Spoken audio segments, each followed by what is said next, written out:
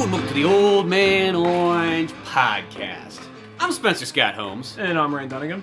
And we're finally at that grand point that probably we look more forward to than anybody else, but it's almost like a tradition that we have more than Batman. Well, not Batman, but you know what I mean. Mm-hmm. Tradition we always have is like to look back at all the movies we watched over the year and kind of make our list. And I like making our list because I know they're always way different than everybody else's list you see online and so on, so I don't feel like it's just the same old again. It's like we get to give credit to movies that probably don't even get put on anybody's list. So that always makes it kind of nice. And then secondly, it's just kind of fun because, you know, movies is like one of the number one things we do. You know what I mean? At the end of the day, like, what's more important than movies? Really, what's more important than movies? Yeah. And we also, at the same time, there's always, every year, there's always like, oh, fuck, I forgot about that one movie. Yeah, well, that almost happened to me on the way over here. And there's always, like, about 2 years, you know, after, like, 2 years or something, you'll catch one movie that you didn't get to see, and you're like, shit, that was a good movie. Mm-hmm. That was, like, the Hell or High Water, was that what's called Hell or High Water last year? Hell or High Water, yeah. Yeah, that was, like, the one where it's like, fuck, that one would have been on the list. That would have been a number 2 or 3 last year. Yeah. Would have bumped something off. Yeah, would have bumped something off. So every once in a while, you know, there's going to be things you miss, but still, at the end of the day, this is kind of the point where I go, hey, we're going to set it in stone right now. This is kind of like what we thought at the moment of all the things we saw. And this was just that year that was just ridiculous almost. I mean, there was practically a movie every week, if not 2 movies a week. And then they were like generally, literally always good too. It's like, there was very rarely a dud this year. It was just like constant movies. It was like, fuck. And it was just like, I mean, I was probably going to the movie theater 1, 2, sometimes 3 times a week, you know, let alone if you got Netflix and straight to video and so on, Amazon and all kinds of other stuff going on. That there was this humongous list, and it was like probably one of the harder top, you know, sections to make. We did a top 15 because it's like, dude, there's more than 10. There's no way. Like 10 is already would be too tough, and 15. I mean, I kept minusing movies back and forth going, fuck, you could make this list like 2 or 3 times and almost have completely different movies. That's how much good stuff there is this year. Yeah, some of the stuff, it's like one of those things where it's not even, oh, not that this wasn't good enough for the list. It was just like, I can only fit so many on there. This like, I could think of like 2 or 3 other movies that would probably also be on the list. They're kind of in a link, like, oh, fuck, I just got this one out of here for variety. Yeah, I mean, I could literally rotate some of these movies and I think it would have worked. But knowing that this might take a little bit of time, let's get started. Let's see where we start off at. So we're going to go from 15 to 1, go back and forth between me and Ryan, and if we hit the same movie twice as it goes up the list, you know, we assume that we didn't forget by that point. Because like was like, oh, let's talk about it all over again. So, well, Ryan, if we had a Pokemon coin next to me, I'd flip it, but since I don't, you fucking go first. Okay. Well, Pokemon coin of all things. I got one sitting over there. It's how we decide video games. Is it the Chansey one? There is a Chansey one, and there's also a Pikachu one over there, too. And oh, yeah, I remember. It's the Lugia one, right? Yeah, there's one of those ones, too. I'm sure this has to be interesting for people listening. Okay, anyway. Hey, some people might have these. You never know. Like, oh, I got that. Pokemon 2001, yeah. That's actually not on the list. The movie I love how, like, this also, too. Your list is on a phone. My list is on, like, a notepad. Yeah. I literally typed it before I came over. My number 15. This is way high up on other people's lists, but it's on my list at 15. I still thought it was a good movie. Lady Bird. Oh, Lady Bird! Oh! I was thinking, is this the spinoff? That's what I thought when I first saw that movie, because I didn't see anything but just the title. I never saw a trailer for that movie and anything like that. So I just saw the title. I was like, Lady Bird? And I was like, all I thought was like, is this like the Lady Bird like solo movie? It's like, let a bird run away! We just see a movie. It's very artsy King of the Hill movie where it's all from the perspective of Lady Bird.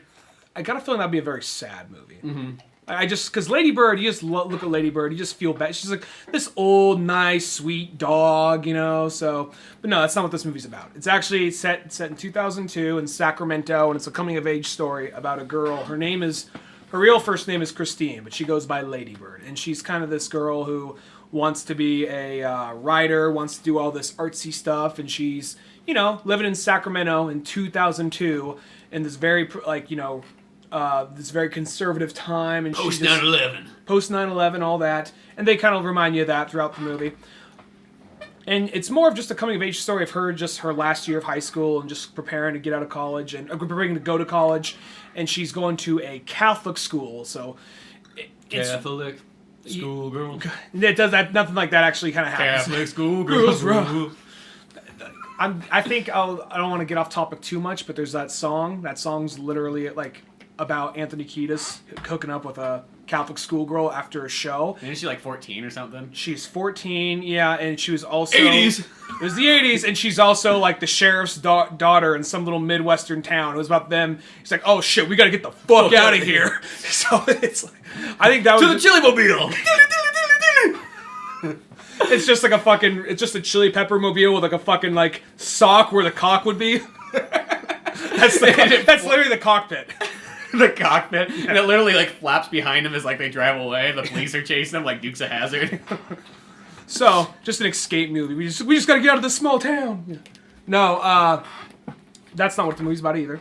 So she's just trying to find her place, and she often butts heads with her mom. Her mom's...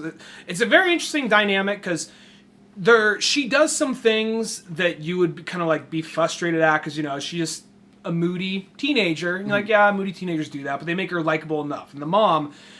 The way her mom talks to her and treats her, you can kind of see where it comes from, but at the same time, it can frustrate you at times, because you realize, like, you're being a little harsh, you're being kind of bitchy, but then you see how her mom acts to other people, and you understand why everyone else likes the mom. Because sometimes, my mom's the worst. Like, your mom's really nice. She seems really like she means well, and this and that. Like, no, she's a fucking bitch! Yeah. And there's a part at the very beginning where they're going around checking schools out, and she says, I want to go to the East Coast. Like, you can't get into an East Coast school. Let's be realistic. You're not going to... They have this big, long conversation. Chances are you go to City College, then you're going to go to jail, and this is going to happen. We're going to have to bail you out. And just kind of cutting into her. Then she literally just jumps and rolls out of the car. She's like, what the fuck? Cuts to, like, you know, a few weeks later, she just has a cast. It says, fuck you, Mom, on it.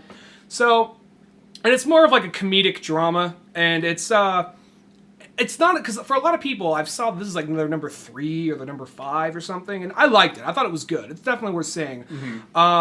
It's not a movie that you probably watch over and over, but I think it does a good job of, even though I wasn't a teenage girl, there's still a lot of things from that time. Like, I kind of remember that. I remember that too. Well, it's like, I think about that, because when you were telling me about this movie, because once again, I didn't see this one yet, because I literally had no idea what it's about, which that doesn't mean it's not a reason not to go see it, but there was just other shit coming out at that same time period. It's like, well, I guess I'll go see All the Money in the World, then. That's got an old, rich Republican guy in it. It looks like it'll be funny. Well, I like how that movie's not like, you know, like, yeah, this is the story about the dude who gets his ear cut off, because even the poster, it's a picture of an ear, but it's like colored in a weird way so it doesn't look all bloody or something like that. Really? My poster had like Marky Mark and everybody. I saw a poster for it where it was just like it was the ear, but it looked like it was made out of newspaper or something, but there was like black ink around it. Yeah. So something like that. Well, yeah. Well, that, and then sometimes I think some people, like, they put these movies high on their list, because I think a lot of people, they forget that there was, like, also, like, 75% of the year, and they only focus on, like, the last 3 months. Because I know it's a lot of lists when you look at them, you go, dude, did you only watch movies in the last 3 months and forget about anything else? Because everything on your list literally happened not that long ago. Well, that's what usually most nominated movies are. Movies that came out, like, in November... or usually have a better chance of getting nominated for Best Picture, or movies that come out in December. That's why I see a lot of movies that get a very limited release, and they go to a couple film festivals, and then they actually come out in January. Just enough to go to the Oscars. And a lot of times, I don't consider those movies actually, I feel like that's cheating. I don't consider you actually a 2000, like, you know, let's say 2017 movie. You're a 2018 movie. If you can't get out to the general public in time, you didn't make it. You know what I mean? That's how I feel. Like, just because you screened it to a handful of people, that's not good enough. You got to go the distance. Yeah. You know, so I don't count those kind of movies. So this movie was good. I recommend it. And there's I won't go into too much because I don't want to go into spoilers since you didn't see it either. But yeah, it's a good flick. So. Yeah, see, it sounds like an interesting one. It's a good I'm slice kind of of life interested movie. in seeing it. I like how it takes place in Sacramento because that's just kind of a rare one. And I think it's kind of cool because it's like, one, Sacramento, so that's like our area practically. It's like our back door or our backyard. Still 209. You know, yeah. Is it 209? No, not there. It's Okay. 916 there. Oh, okay. Well, we just fucking throw out area codes like that, but close enough. But it's that, and then also I think just the year. It's like 2002. I'm like, that's really close to like when, you know, we were in school practically. You know what I mean? Like pretty much when this girl's leaving high school, we were just coming into high school. So that's like, you know, ballpark there. So I think all that stuff kind of coming together sounds like an interesting story, and I'm actually more interested. As I said, like, you look at that movie at the poster, and I was like, what the fuck is that? Like, you just can't really tell what it is. And without going too much into it, there is a part where she, I won't say what happens, because I don't want to spoil it too much, but there is a part, and we will get into spoilers the further we go into this podcast, probably. But it's kind of like, this is a good example of just kind of that humor, that kind of mixture of sadness and sadness and kind of funniness at the same time. There's a part where she finds somebody cheating on her, and she's laying like, I think in like a car with her best friend holding hands, and it just reminds you what time it is. That Dave Matthews song, "Crash into You, babe."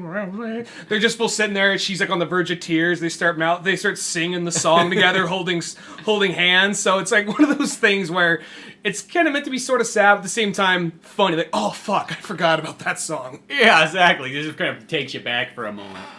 Well, that sounds like a pretty interesting one. As I said, like I'll probably have to try to see that movie before it leaves theaters because it looks like it's still there. So that's kind of a good thing. But my number 15 actually involves teens as well too, and it's actually a movie called Teen Titans: The Judas Contract. Oh, you put it. Oh, okay. I did. I thought about it because I was looking like at the very end. I'm scrambling for like what to put as 15. It's like because it could be anything. It could be anything really. There were so many movies that it could have been. I'm like, you know what? You know what movie was actually really fucking good that will never get any fucking awards and will never be fucking noticed, but is actually amazing? Is fucking Teen Titans: The Judas Contract.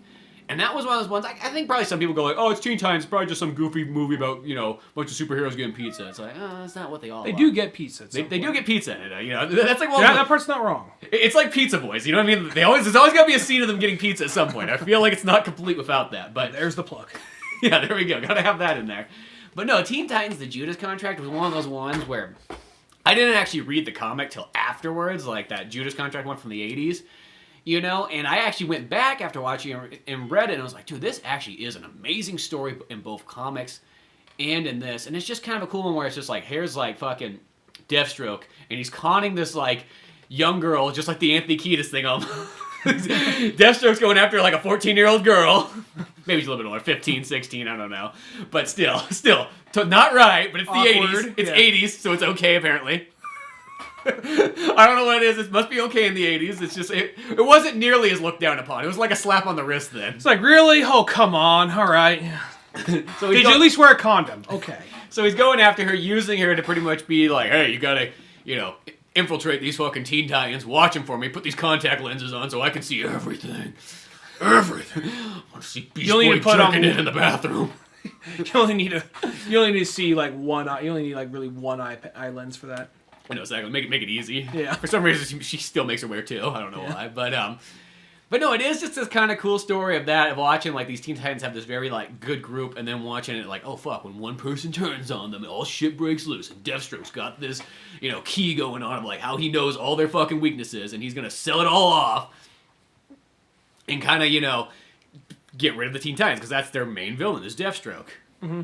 Well, also the thing about that movie was I remember getting it because I get all the DC Universe movies, and every so often there's the one like I'm just gonna get it just for the collection, and I remember thinking that buying it, and then being surprised by that one was actually really good. And the more I looked into Judas Contract, I think that may have been the graphic novel, the story arc, that actually made people realize, Teen Titans has something going on. That's actually the thing that gave it a lot of credibility. Yeah, well, because it's like, I just bought, like, one time they were on sale, they were 99 cents an issue, and there was 4 issues for that one, so I bought them all on Comixology, and it's like, holy fuck. And the cool thing about that one is it goes into, like, this in-depth, like, backstory for Deathstroke of, like, who he is, and so on. But, overall, the core story, you know, without all the little side stuff, is pretty much about the same. I think it's got fucking the Wonder Girl. Wait, what's her name?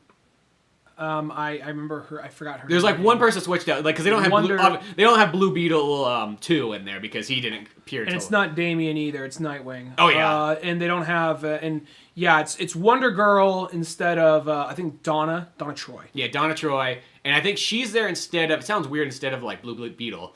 Because Blue Beetle 2 is the one who kind of replaced him there. But I mean, like, overall, it's like it's still the same character. It's like it's modernization. And I guess there's no Cyborg either, because Cyborg's not in the... He's not in that? He's not in Judas Contract? Because I know he's a maybe Titans classic. Well, I know, because I didn't know, I can't remember the movie, because it's been a while since I watched this movie twice when it came out. I don't think he's in the movie. Yeah, if he is, he only has a cameo, I almost want to say, because that's the time period it's like, shit, I'm moving up in the world. Yeah. Fuck you kids. Fuck you kids. I'm in the bed. I'm no longer... Booyah! I'm going to Justice League. Out of the way, Martian Manhunter. I'm no longer sitting at the kids' table. Yeah, Martian Manhunter's like, where am I going? I don't fucking know. Shit, I guess Mars needs somebody to watch over it. But, my people are dead there. Yeah, shit happens. Not our fault. You know. But they, what they always say, shit happens when you party naked. You know, wasn't that what you're doing, Martian Manhunter? And everybody burned up? You just happened to be passed out? Yeah. Sad story. Okay, Cyborg, you're coming in. What's up, Cyborg? What's going on? Yeah, I just see Martian Man, just like doors slowly close on him. He goes to run his access cards like, denied. Denied. Can't He knows he can phase through the door, but just like, fuck it. It's not worth it. They don't want me. He's gonna go to start up the Justice Society now. He gets in his fucking chip. It's like, you're just a memory. Tries to change the radio station, doesn't change. It's like, damn it. There's pizza Like a knob breaks off. Yeah. Why is there pizza stuck in the radio? Not the space radio. That's all I have for comfort. I guess I'll have to listen to Mick Jagger. Tell me how I'm just a memory. But And used to mean so much to me. But no, Judas Contract, that was like my choice for like the DCU movies because, another one that was pretty good was, Justice League Dark came out this year, and of course there was the Batman Harley Quinn one, not nearly as good as the other two. Mm-hmm. And then I guess there was also the last Adam West one, but I think that Teen Titans Judas Contract was really good. Well done animation, great story, classic 80s story from Teen Titans, and it's almost that thing, it's like, it can almost be a game changer for somebody who like goes like, oh, I don't know, Teen Titans just seems kind of kiddie and things like that. You watch this one, you're like, oh no, it changes you around. Well, I remember hearing everyone talk a big game about Teen Titans and reading some of Jeff Johns' Teen Titans. It wasn't bad. I just didn't get into it. Yeah. And then seeing this movie and hearing people say this is why Teen Titans, why they like it so much. I'm like, I get that. Yeah. I get it. Even the Cartoon Network show, I get why people liked it. It just wasn't really for me. But at the same time, this one, I totally seeing this. If it was a fraction of what this movie's like, I get why Teen Titans had such a big following for so long. Well, it's like, once again, in reading that comic, it was like, it didn't have like the problems that I thought that modern Teen Titans stuff had. And I say modern like as in like the last 15 years. You know what I mean? Like, because a lot of them, they sort of have that thing where it's like, oh, we're teens and we got problems. And that's the thing that's always kind of annoying. It's like, no, you're fucking superheroes. You do not have normal people problems. I'm sorry, don't try to relate to me because you don't have anything relatable. You know what I mean? I'm here to look at your life because it's completely different. At the end of the day, I think the thing is like, oh man, I gotta do my homework. It's like, Beast Boy has to do his homework, and you gotta do your homework. How about that? Responsibility. Yeah, I hate that fucking shit in there. It's like, you can't transform your way out of this, kids. Yeah, like that kind of stuff is dumb. And I just noticed in that one, I mean, maybe it's just the Judas Contract, but it seemed like the George Perez and Marv Wolfman ones were fucking like way more dialed in. Like they literally didn't feel like I was reading anything different from like, a Batman or a Superman or a Green Arrow at that time period. Mm-hmm. Well, except you're not seeing like Green Arrow, you always get some kind of random nudity and violence in there, and you don't get that in fucking other things. But just like you see, like Oliver Queen gets out of bed, he's just always naked, like, ugh, where's my chili at? He's in there, it's like, Dinah, you want some chili? He's like using his dick to stir it. It's like, yeah, we got a mature rating, we can do whatever the fuck we want. The Mike Grail stuff. Yeah, like the best fucking Green Arrow stuff like, of all time. Like Hunt by Moonlight or whatever, or Hunter's Moon. Hunter's Moon's one of them. Like literally, when they had that fucking Christmas set, I bought all the rest of those ones. I bought the whole fucking series of that. Cause that's what I think of when I think Green Arrow. I think of that '80s era Green Arrow. I know, because I had like the first couple ones. I'm like, dude, these are like some of the best fucking books ever. So I made sure I got them all. But that's beyond the point. Let's carry on the list. We've already spent so much time talking about Teen Titans. What's your number 14? Going to my 14, pulling it up right now. I just do want to say on Teen Titans, that was actually a passion project. They're trying to get that one done since like the 4th or 5th year they're working on those DCU movies. But going my 15 is actually a Netflix original movie called The Babysitter. Oh, you're telling me about this one too. I've heard people talk about this throughout since it came out. I like this movie. The reason why it's a little lower on my list is because there's it does this thing where I'm just gonna skip a little bit of the bad just out of the way, just so you know why it's a little lower. Lady Bird, the reason why it's a little lower, just because it's not a movie I can watch over and over, but still a good movie. This one, really enjoyable movie. Works as a horror film, works as a comedy. It's just there are some moments where it tries to embrace the look how stylish we are, look how cool we are, look how much fun we're having with the movie. And that's a good thing to have, but sometimes it stops to point it out. Like, well, those are always the moments where like they do all this stuff, and you almost feel like the camera's going to slightly pan to the side, and the director's just going to be standing there like, this is fucking cool, huh? Yeah. Well, fuck Robert Rodriguez, look at me now. Exactly. Well, there's a part where it is by MCG. So there's a part where he pulls where the kid pulls out a pocket knife and it just says like in font, like, "Pocket knife, motherfucker," in big bold letters, and like that seems a little excessive. I mean, I don't mind language, but it just seems a little kind of like, yeah, I could see it's a pocket knife, but. Or there's a part where someone gets stabbed and like, what the fuck comes across the screen. It doesn't happen a whole bunch. It happens a small handful of times, enough to notice it and make it go, okay. Yeah, because it's weird, like, you know, because I can think of movies that do that too, like Scott Pilgrim or Zombieland. But for some reason, like almost like, it's weird how it can work totally fine in one movie, and another movie tries it, and it's just so different enough that you're like, Well, Scott Pilgrim works because it's like a video game. Like, it's one of those things like a wham, or a comic book. Like, wham, pow, because you're fighting. Yeah. Or he's taking a piss, P meter, something like that. Or he's charging up, so you have a charge meter that suddenly appears. Because it's like a video game or an anime or a comic book. It's a big combination of those things. Yeah. So that works for something like Scott Pilgrim. This, it just seems a little out of place. But I'll say what's good about this movie is... So, essentially, what this movie's about is... I'm not sure if you saw any trailers for it. no, I didn't. It's about... this kid, he's now a freshman in high school, and he has this babysitter. This babysitter's been watching him since he was a little kid, and now she's a senior in high school, and she's about to go pretty soon, and he's like best friends with her, and he also has a mad crush on this girl. And it's one of those things, he feels like he's a loser, but she actually makes him feel like, oh wow, the coolest, hottest girl in school likes me, and we're best friends, and this and that, and their relationship feels real and feels legitimate. And one night he's like, what happens when I go to bed? What does she do when she sends me off to bed? And one night she goes downstairs and peeks, and she has some friends over. And all the friends also, here's another thing about the movie, all the friends have very distinguished personalities, and they all stand out. The only thing is, and I don't want to sound like I'm being trying to be too overly politically correct here, but if there's a black character in the movie, they're very much the black stereotype. And it's not enough for me to like say, this movie's offensive, or this movie needs to be taken down, but it's one of those things for how like, funny everyone else is written, just like, oh, you guys could have done a little better with that, you know? They go like, oh man, oh geez, man. Exactly. Oh shit, yeah. Oh, it's a lot of that kind of shit. So, but at the same time, though, it's still, everything else in the movie's still really funny. And she's watching they're playing Spin the Bottle, and she's watching her friends, and then she's going up to this nerdy ass kid and just watching him, and then she's making out that the kid stabs 2 blades right into his head, breaks it off, blood spraying everywhere, and they realize, oh, they're sacrificing people for Satan. Huh. So, and then they slowly piece together the kid watched it. So the whole crew is chasing after the kid. And she has this moral dilemma. Like, she doesn't want to kill the kid. She actually likes him. But to some extent, It's gotta be done. She's kind of teeter-tottering her way about it. So... And it actually, there is a lot of comedy in it, and there is a lot of violence. I think it works both as a comedy and a horror film. And it's, you know, it's for free. It's, if you have not technically for free, Not for but it's free. on. If you have Netflix, check it out. It's on there, and it's a good and enjoyable movie. Yeah. Huh, that sounds like it. See, those are those kind of movies, they always sound like they're like, and they're in that step where they can either be a really good movie or they can just be totally dumb. It's like, it's that you know, it's almost like walking the tightrope between like which direction you're gonna fall. You know what I mean? It is kind of doing the 80s nostalgia things. They do play a lot of like 80s synthesizer kind of music, and it kind of has a little bit of that vibe and tone to it, but it's not rubbing it in your face to an excessive degree. It still is a fun movie, an enjoyable movie, and it is a little over the top, but it's not one of those movies. The only thing that I think that tries too hard is like those moments where it singles out and like font pops up saying, Yeah, it's what almost the fuck? Like that. Or like, you know, there's a couple parts, like I said, where the black characters, where it's like 2 of them are just like, bitch, what you talking about? Where So they're like the ghetto bots or something. not to that extent. Not the ghetto bots from Transformers. They're not Shit, that. man, they're like fucking dancing the whole time.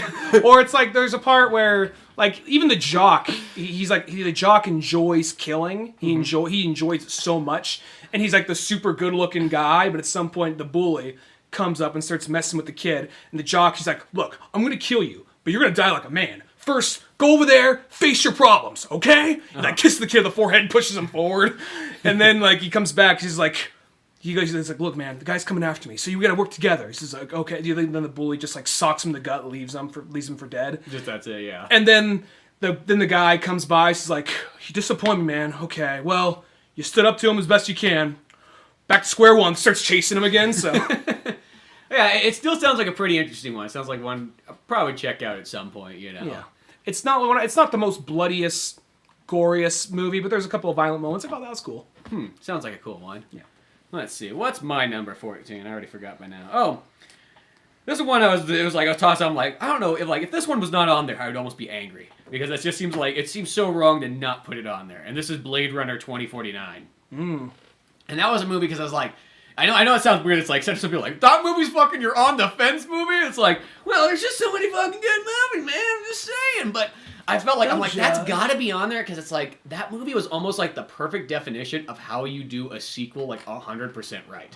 Like, you could not ask for a sequel done, like, any better. Like, they literally did a sequel in the exact same style. They didn't start throwing a bunch of comedy in there. Like, remember the funny jokes in Blade Runner 1? Let's just amp the fuck out of those. All 2 of them? Yeah. You know what I mean? They didn't do the thing where it's like, okay, well, Blade Runner 1 was kind of a slow movie. Let's get this one, like, sped up. You know what I mean? Let's give him, like, a funny animal character sidekick. And so on. No. They didn't do any of that. They just kept it like, oh, it's going to be kind of slow. It's going to be very, like, hardcore sci-fi, very, like, thinky. And I almost give it so much credit for doing that. And then just adding to the story of Blade Runner. Like, really putting in extra stuff in there. I mean, and it's oddly enough, it's a long movie because Blade Runner 1 actually isn't that long. It's like an hour and 50 minutes or something like that. It's actually kind of short. It feels long in your head, but then you kind of, like, look at it, you're like, oh, that's as long as it is? Huh. And this one's like, like 2 hours and 45 minutes or something ridiculous. I remember it being kind of a little bit longer than you would expect it to be, but it was good all the way through. I think Ryan Gosling was like the perfect kind of like, hey, here is your kind of next leading man, and it still had Harrison Ford in there. He even comes across kind of like as a replicant in real life. Yeah, because he almost is a little too perfect. He just has like that perfect bone structure. He rarely ever smiles, and a lot of movies he doesn't. I mean, with the exception of Nice Guys, he doesn't have he doesn't have like a lot of personality. But you just like you still love the guy. Hey man, come on in. Why not? Yeah, exactly. And it's just like, I just thought that movie was cool, and it just like, it felt like they kept it like as Blade Runner as fuck. I mean, there's like Atari signs still up in there. Like, they did not... They had a comeback. Yeah, they didn't... Well, that's what I mean. It's like, that's what I like. It's not our world. It's like a different universe. It sticks to the Blade Runner universe. They don't try to adapt it to like, well, let's just try to adapt it for like newer... Nope. They're like, fuck the new audience. We're going for 1982 and fuck anybody else who disagrees. And I think that's so cool because that's what sequels need to do, is they really need to keep the total spirit, you know what I mean? Like, I'll use this example. You got Jumanji that came out this year, and that's a sequel that goes like the exact like opposite. Like, for everything you kind of liked in Jumanji 1, and that's not saying it's a horrible movie, but it's just like, it's nothing really true to Jumanji 1 except for saying that fucking like Alan Parrish has like the fucking fort like when they go into the jungle. I thought that was cool, but like other than that though, it's kind of like a completely different movie that just happens to use Jumanji in the title. It literally could have been called anything else, and you would not even assume it was related to Jumanji. Like Pitfall of the movie. Yeah. But I was gonna say I wanted to see Jumanji, and I just wanted to add to this. My thing about Jumanji was the jungle he describes sounds like the darkest, creepiest, scariest place. Mm-hmm. And I would like to see that jungle, but this looks like a fun, wild, and wacky jungle with helicopters and tanks. So that's one of the things where like, it doesn't look like Jumanji to me. But yeah, because I picture Jumanji, it's like almost like he goes back in time. Like, I assume it's supposed to be like, oh, he's in like fucking like, old school Tarzan time. You know what I mean? Because there's like the hunter guy. That hunter guy to me described like what that time period was supposed to be. Mm-hmm. And it also always came across to me as a children's adventure / horror movie. Uh-huh. And it didn't look like it looked more of just adventure and comedy. Well, and also, too, it's like, I feel like I know it's getting off Blade Runner, going to a different movie, but it's like... Just how to do a sequel and how not to do a sequel. It sounds weird, but like, Jumanji was almost like Jurassic Park, you know what I mean? Mm-hmm. Like, it was like a movie it's an adventure movie, but it's also a horror movie, and it's also, got just a little bit of like, I guess you could say, just a tad bit of humor and tad bit of like that, like that kind of thing, where this movie was just all like pure like, it's all super action, super funny, and not really any drama, you know what I mean? And then also had just other weird things too, like this bothered me a lot. I know it has nothing to fucking do with it. But it shows this kid in 1996 playing a PlayStation, and he's got a fucking DualShock controller in his hands, and it's like, that controller came out in 98. I remember when it came out. Fucking Ape Escape came out. They show the screen, he's playing Halo 2 or some shit. No, it's not that bad. He's playing Twisted Metal, thank God. And I think it's Twisted Metal 2. I don't think it's Twisted Metal 3. That happened in Alpha Dog. He was playing, there's a part where they're playing like Xbox, I think then he's playing like Halo 2 or something.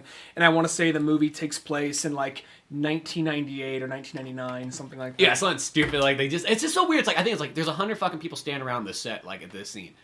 And you're making a fucking movie about video games, and nobody fucking points that out and says, dude, shit, let me just go run to fucking, like, the store real quick and get a new controller. Like, you know what I mean? Like, let me fucking cut those joysticks out. Well, I know that's not an error that Blade Runner would make. Nope, not an error that Blade Runner made, because Blade Runner was like the perfect sequel. Now I've only seen that movie once, and it's like one of those ones like, so it's not super fresh in my head as I'd like to. I tried to go back and watch all these movies twice, but I never got around to it. But no, overall, it's like that was like one of the best sequels I've ever seen, and I mean that more just like the fact that like talk about like doing it right. Like I can think of movies that like have sequels, and I actually like the sequels a lot. But I go, well, it kind of fell out. It's not the exact same movie. You know what I mean? They did the thing where either they upped the comedy or they added in some, maybe an extra character that was kind of goofy or weird or out there. This one just did the things like, nope, fuck that shit. I mean, like, the only thing I guess you could ask for more is if it was just starring Harrison Ford the whole time. Like, you know what I mean? Like, that's another thing that would probably make it feel like even more like a Blade Runner sequel. But still, it was a great fucking film.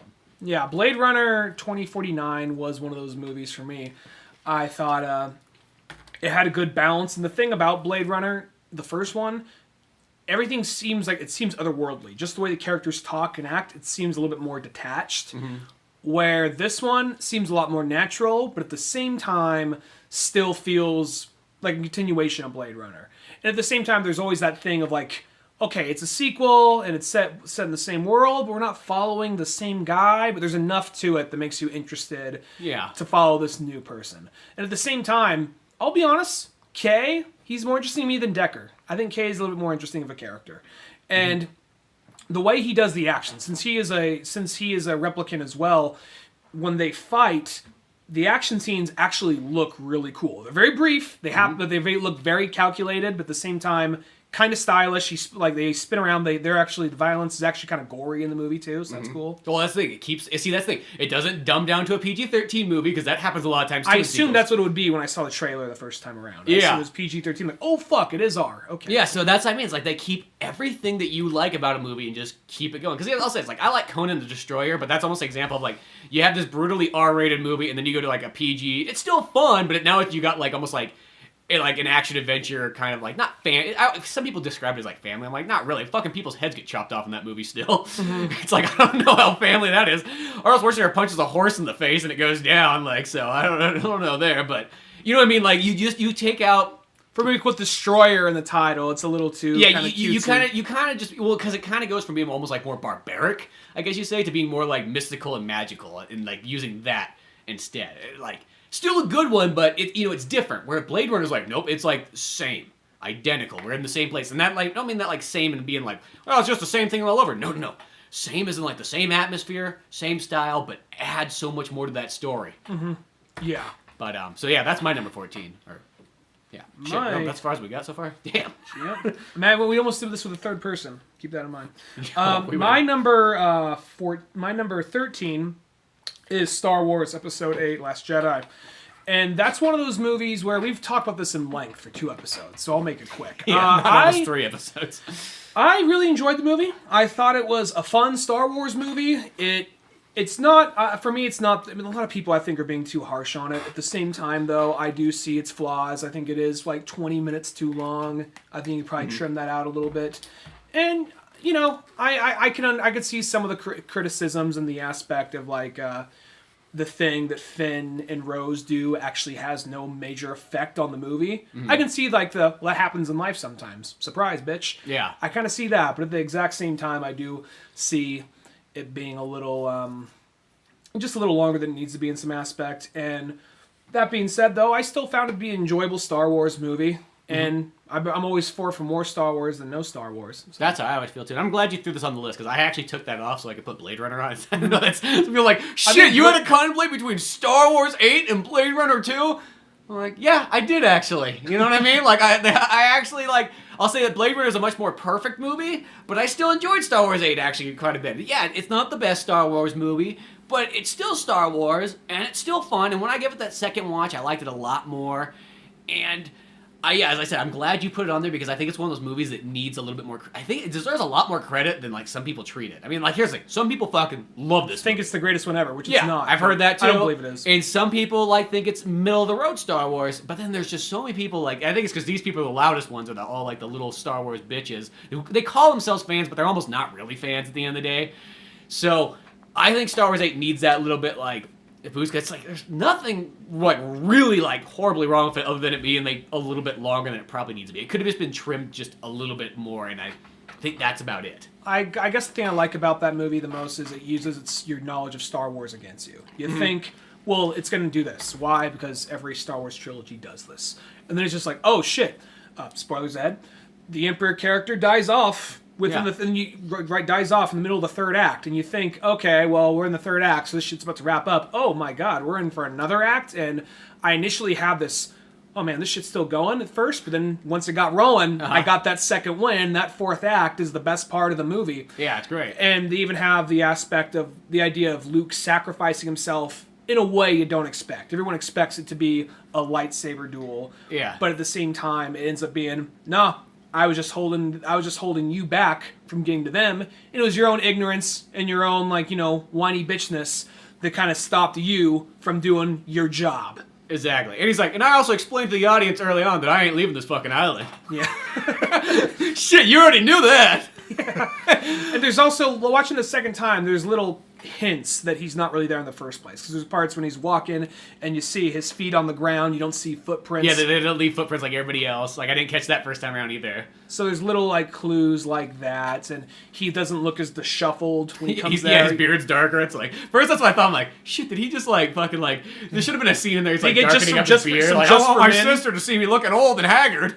I want to look good for my sister. Maybe we should give me one of those kisses. One more for the road.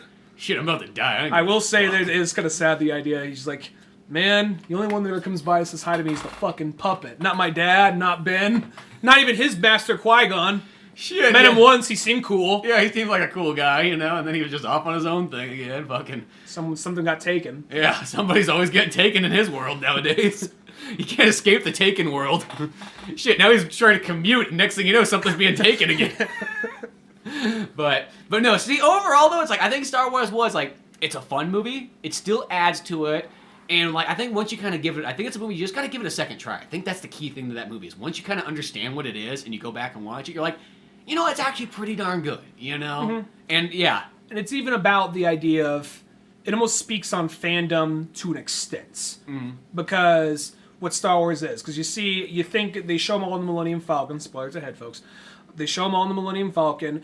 And then you're like, okay, it's going to cut right here on the Millennium Falcon. Then it cuts back to the casino world, which is the slow part of the point of the movie. But they show all the slave kids playing with off-brand Star Wars toys. And they're speaking their language, but you catch keywords like Luke Skywalker, Jedi Knighty. And then, you see him playing with the toys. And then some fucking aliens like, rah, rah, rah, get back to fucking work. And the one kid grabs a broom with a force pull just ever so slightly, and just brutally murders that slave. No. That would have been awesome. just fuck you! I can't do what you tell me. Fuck you! You can't do it. Just stabbing this guy with that.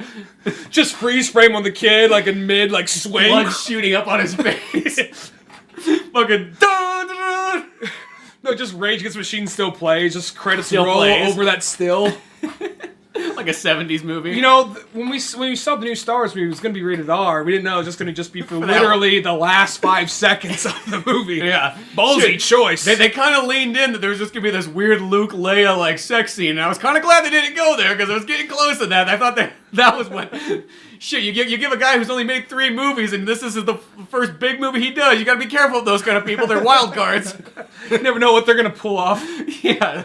No, but the idea is it shows the kid it's being passed on to the next group, because then you see this kid looking out the sunset, looking at the stars, the same way Luke did back on Tatooine. And right before Luke dies, it's kind of a similar shot to him looking out at Tatooine as well when he was a boy. Yeah. So it's one of those things that it's all kind of coming full circle. Where does life take you? Where does it end? And that seemed kind of pretty self-reflective for a Star Wars movie. And it's not in my top 10, but it's still on my list. So yeah. And I'm glad you put it on the list because I know I had to switch it up for something, and I'm like, God, I really wanted to have it on the list just to prove a point, but that's kind of how it goes. That's why I'm here. Okay, well, my number 13, is that where we're on? Yeah.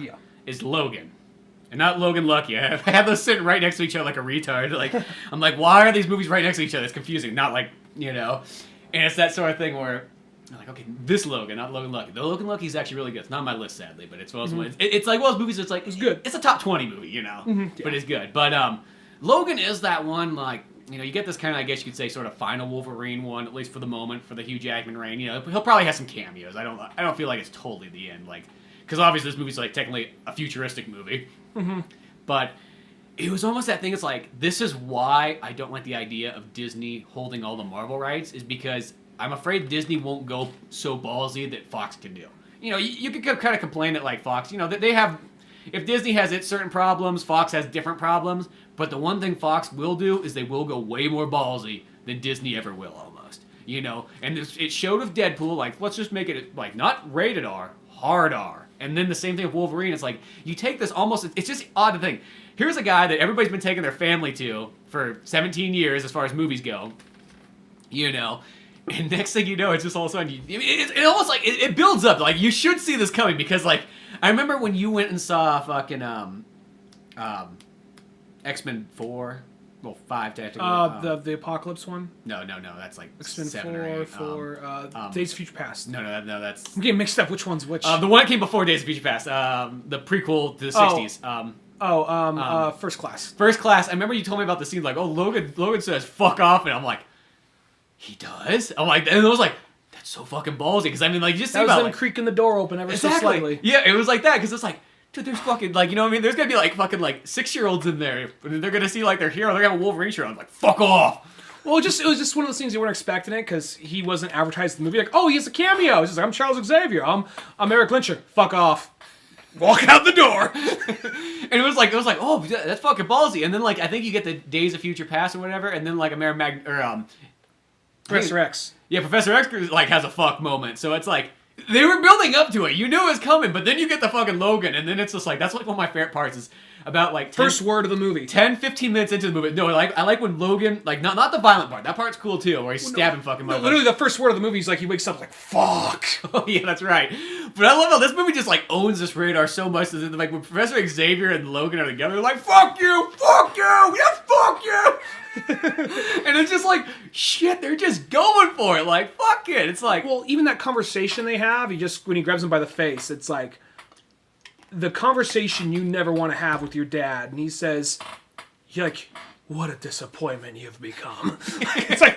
it's like granted, he's pilled up and he's senile and he's not saying shit that he really means, but at the same time, it's just one of those things you never thought you'd see Professor X say. Oh yeah, no, exactly. That's what I mean. It's like in that movie, it's just like, and it's not just like swearing just to swear, because it's not, what I mean? It's not like they're going for comedy or anything like that, but it's just once like, it's just amazing. It's like you can take this hard drama movie, at the end of the day, that's almost like what it is more than anything else. It's a hard drama, mutant flick, and you make it rated R, and you treat it as serious as fuck, but like in a good way, you know what I mean? Because that's the thing, is I always feel it's like, it sort of was like missing in all like the Marvel Studios movies this year, is they didn't treat any of them with like any seriousness. They were all just like goof off films. And I'm not saying they're bad. Well, I'll say this, Guardians of the Galaxy was like a 50-50. They had like some real serious shit going on, but then they would also have some real like dumb jokes at the same time. It's like, or unnecessary jokes. Still a good movie, but it's one of those ones like, it's nice to see somebody take the material really fucking serious. I mean, at the end of the day, the only thing that I could ask for more in Logan, I wish it had just one, like, more regular, like, villain that we never got. Like, and I use this as an example. I think it should have been, Russian. I'm drawing a blank right now. Omega Red. Omega Red. I think that would have been, like, the perfect point to use. I mean, I get the clone Wolverine thing, but I think almost even better would have been, it's like, we haven't used him yet. Let's just use Omega Red. Let's have him be hired out for this, and that's what he's doing there, and that would have been kind of cool. For the story and the context, it makes total sense for it to be a clone of himself, but I agree with you. I think we've seen him be brutal and slash motherfuckers up a lot already. Yeah. So let's see. Now this one's rated R. So I do like the idea of him going against, because he does have a rivalry with Omega Red, doesn't he? Well, that's like one of his like, I think of like his like kind of Wolverine's like sort of main like villains. Obviously you got Sabretooth being the big one. Omega Red. You got Omega Red. You got Silver Samurai, and then they did Silver Samurai. They did Sabretooth, and so on. But it's like Omega Red felt like that was kind of like the last real big one that they could have had, and then it's just like. Yeah, I mean, obviously, hopefully, Omega Red will come at some point. And once again, yeah, story-wise, it does totally work, but it kind of like him fighting himself, it's almost like, well, it's like him fighting Sabretooth, really, at the end of the day. You know what I mean? Yeah. It's not that much different from that. It would have been, I think that was about like, that's like, it's like such a minor complaint, but it's just one of those ones where you're like, oh, that could have been something. But still, the whole point is like, this movie is like fucking like, it's almost like beyond even Dark Knight serious. I always use Dark Knight as like, hey, that's somebody literally taking the material as like serious as possible, but like in a good way. This movie does it like that same style too. It's like, no, it's not like we are joking with it, or we have to get this done, or it's like something that our bosses told us we had to put out, so this is what we're doing. It's like, no, you can see somebody like that was a passion project. Yeah, legitimately love this movie and want to make something. And I know some people out there are like, it's not the same as the comic book, and it's like, no fucking duh. well, yeah, duh. This is good. You know what I mean? Like, I don't expect that. I'm assuming we're in the the X-Men 2000 universe. That's almost kind of how I look at it. There's since now that Marvel owns everything back now. I mean, I know you don't like the idea of that, but who knows? Possibly in 20, 30 years, we actually might get the official Old Man Logan movie. We might get that in 20 years or so. But whatever, as far as that goes. This movie is already good enough as is. And even the girl who played Lara, she was fantastic. Everybody in this movie did a fine job. And I will say this, because every so often, this will annoy me, but this movie did such a good job of it, it didn't annoy me. Every so often, you'll see a superhero movie, and it feels like the people making it are more interested in making a sequel to whatever movie, to whatever superhero movie, as opposed to an adaptation of the comic. What I mean by that is, say, something like X-Men director, Superman Returns. Good movie, but it's very obvious he's only watched the movies and never picked up a comic. Yeah, the first X-Men director. Bryan Singer. Yeah, Bryan Singer. He's not a bad director, but he's one of those kind of guys, like, people, I think, they give him more credit for the fact because he made a lot of money, and he made a superhero movie at the time period where there wasn't really tons of superhero movies, and it did really well. But really, at the end of the day, I always kind of look at Bryan Singer, I'm like, that guy's not really the right choice. Is that Alexa or some shit? No, I think it's the iPad. For some reason, picked up on something we said. Bryan Singer. Bryan Singer. Pulls up his Singer. lawsuit or whatever. Yeah, no.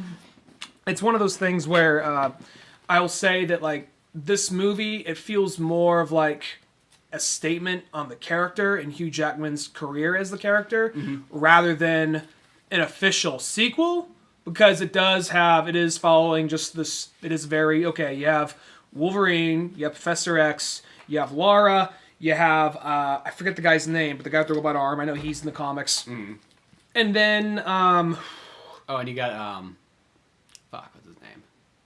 The third guy with Wolverine and Professor X. Shit, he's in Deadpool as well too. Or no, not Deadpool. He's in X-Men Apocalypse. Caliban. Yeah, Caliban. So it's not. There's not like there's a whole lot of characters. It's them more interacting just with this world. Yeah, and this is one of those few times where it's like it works because it's so well done in that aspect. Yeah, well, and I'll say this too. This is one of the few times too, because this is always something that's kind of like I wish X-Men sort of did a little bit better, and I think this is where X-Men is a series. I think once they like do it's a movie series that could have a reboot, and I think I'm totally fine with it because it kind of like almost like went the course, and now it's time for like a fresh take. And this one doesn't have any like costumes or anything like that, but it almost like this one's fine like that. It's like they found a way that you can make a really good movie. You don't technically need the costumes, you don't need it to look like the X-Men you kind of know from the comics, and it still works.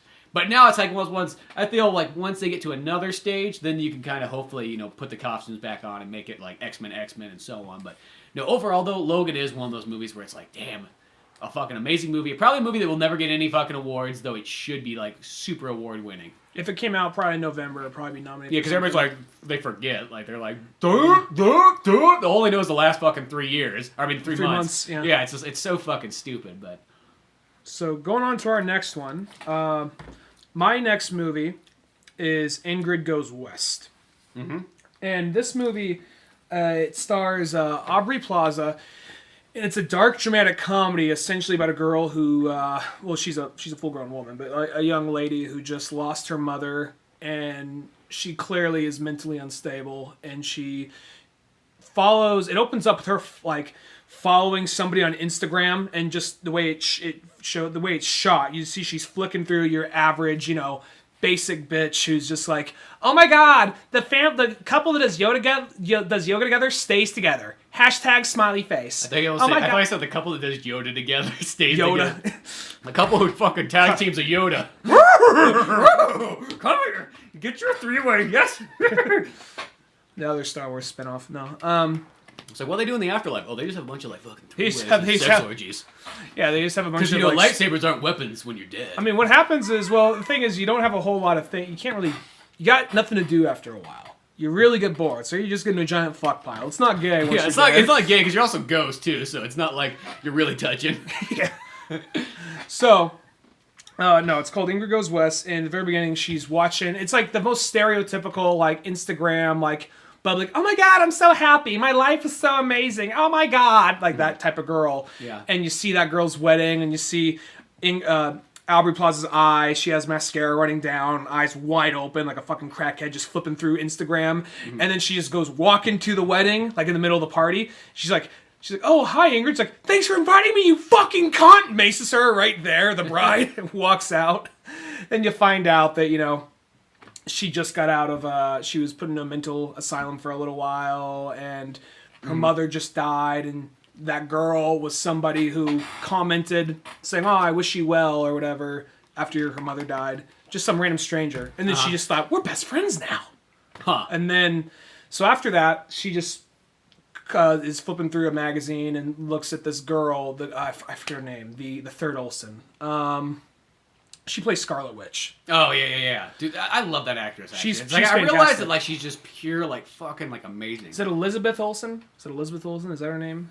Mary Kay Ashley. Mary Kay Ashley. Yeah, so she's Elizabeth. She must be Elizabeth. Yeah. She was in Wind River as well too. Fucking Jeremy Renner. So that was almost like when I was watching that movie, like, oh fuck. It's a fucking spin-off movie. It's Hawkeye. It's Hawkeye and Scarlet Witch. Fucking out solving fucking mysteries in Wyoming of rape. Yeah, she just can't use her powers. Some And things can't be. and Hawkeye's not using a bow and arrow, but he's got a sniper rifle. Some things can't be changed with magic. Tagline. But no, there's nothing magical about rape. Oh fuck! All right, that was a mistake to say. Anyway, so she's like this very popular Instagram girl, and Ingrid's like, she kind of idolizes her. She's like, oh wow, I can learn from this girl. She's like kind of building this whole life around her. Everything looks perfect. Everything looks amazing. So she goes, and this girl lives in LA. And she just got she just inherited a whole bunch of money from her mother. So she moves her whole entire life to Los Angeles. And kind of from a distance stalks this girl. She's married and all that. And stalks her from a distance for a little while. And kind of worms her way into her life. And they slowly become best friends for a period. And then shit starts to go downhill. And you realize, because it is unsettling and creepy, some of the things she does. Like she at some point opens up her medicine cabinet, takes a picture of the medication, or I don't remember why. Because I'm not gonna lie, I saw this movie once, and it was like probably 5 months ago by this point. But she just does some unsettling, weird shit in the movie like that.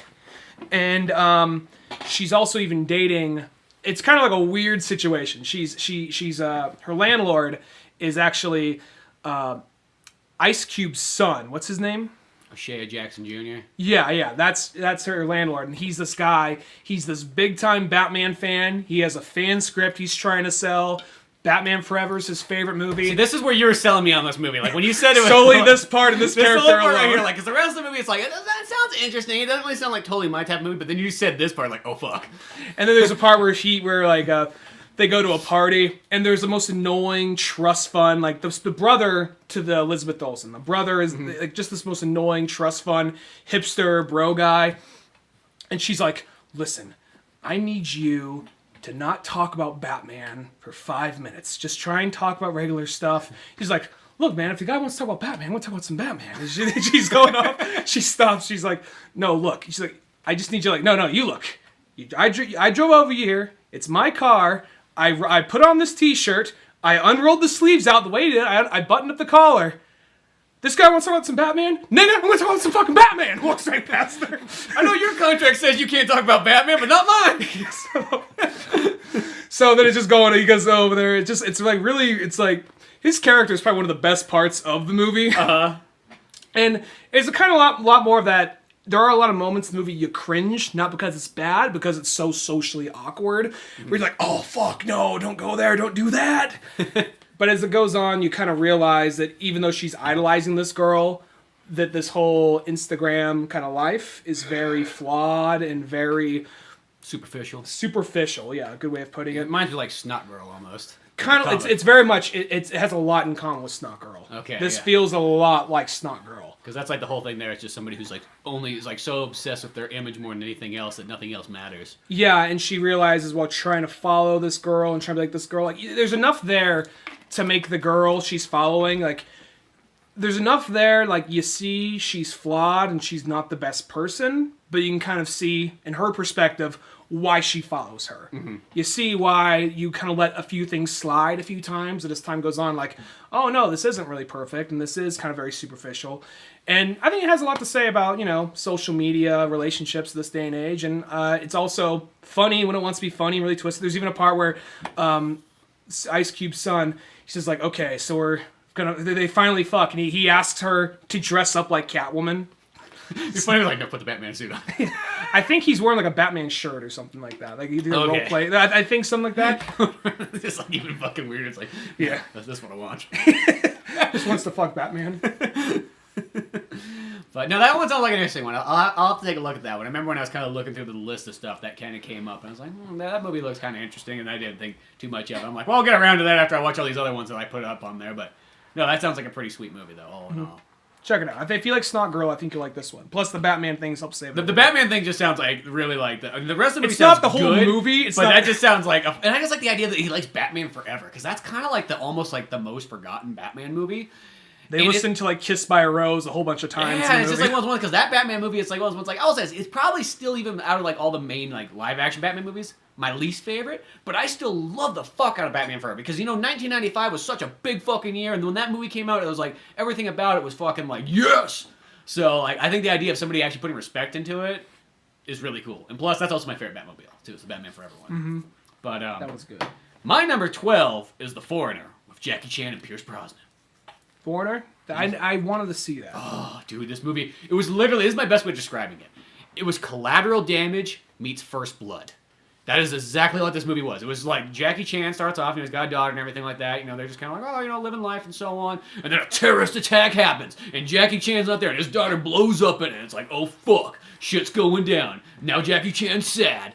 And then he goes, nobody, the fucking cops are like, yeah, we looked into it, because it was like in England, and like, yeah, that's about all we're going to do, so not good enough. So Jackie Chan goes to find the source, and he figures out that it's Pierce Brosnan, and Pierce Brosnan's in Ireland, being classic Pierce Brosnan, with the accent and everything. And so he knows that Pierce Brosnan somehow, some way, like, knows about it. Not like he's involved with it, but he knows what's going on. So he goes to question him. And of course, Pierce Brosnan tells him just to get the fuck out of here, nicely. Pierce Brosnan-y. But he does. Very properly. That's not good enough. So Jackie Chan starts fucking, like, living out in the woods outside around his, like, ranch house. And I think actually before, like, Pierce Brosnan's in the city, maybe in Dublin or something like that.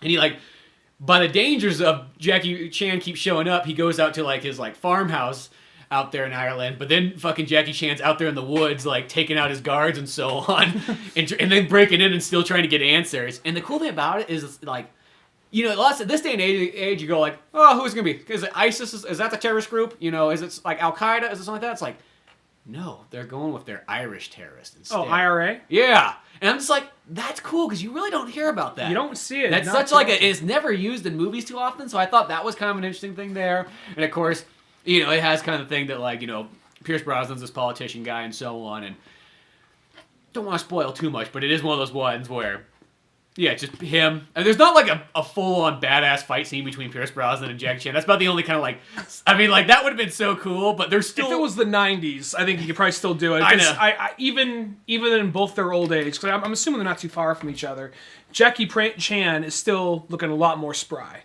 Yeah, I mean, it's those ones. I think there's a couple like punches thrown between them, so there's conflict.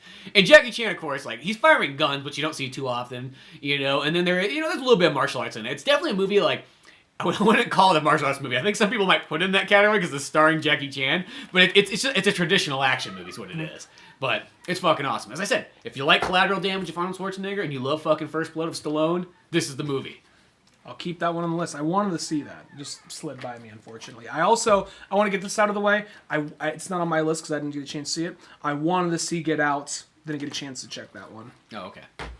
You look so disappointed. I know. Well, what's your next sorry. one? I just want to mention that because that was one of the things. My next one is Blade Runner 2049. Ah, Blade Runner. What a great film. Whatever we covered that. Oh, well, good movie. Since you mentioned Get Out, my number 11 is Get Out.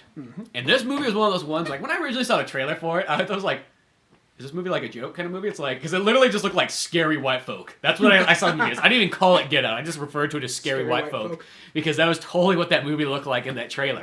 And I'm not gonna lie, that actually is kind of what the movie is. But somewhat satirical. See, that's the kind of things I wish you would have saw it, because it's like you can't really talk about this movie without fucking like watching it, because it's just the twists and turns in it like fucking blow your mind, like how cool it is. It's like, I'll just use other things. It's like, it's almost like a Twilight Zone fucking movie mixed with like Resident Evil in a sci-fi film. That's what I heard, and I heard it's something to the effect of I've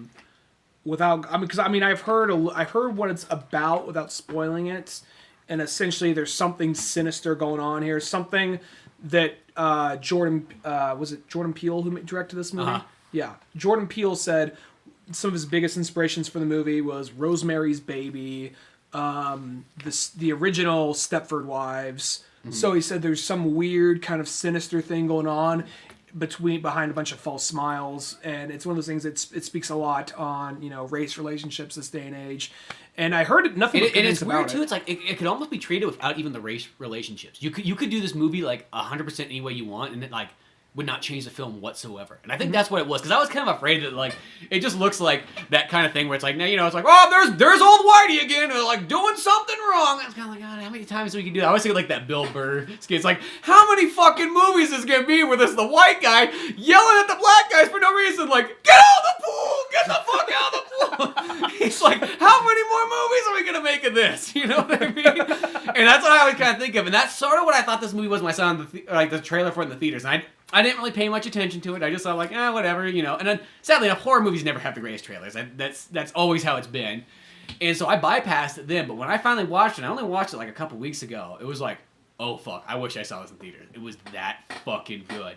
And what I liked about it, it was traditional horror. It was exactly like old school 70s. Not jump scare after jump scare? There probably is a jump scare or two in there, but no, it's totally like 70s slow burn. But then when it gets going, it's so fucking good. And this is like almost like, I wish it was this, because it did the thing where it did the 50-50. It was half being like old school horror movie, but then it was still going to give you every jump scare known to mankind, like a modern one, and like let's take away the creepy factor and just go straight to 100% without building up to anything. And it's not saying it's not a good movie, but it was trying to like appease two audiences at the same time, which generally always makes you feel kind of like in the dead center. You're like, well, I mean, it's cool and all, but like, where Get Out just goes boom, right? As classic as you could get. I mean, fuck, it feels like almost like an Alfred Hitchcock movie or something like that. I heard that was one of the inspirations too. Main thing that had me interested about the movie is it was directed by Jordan Peele.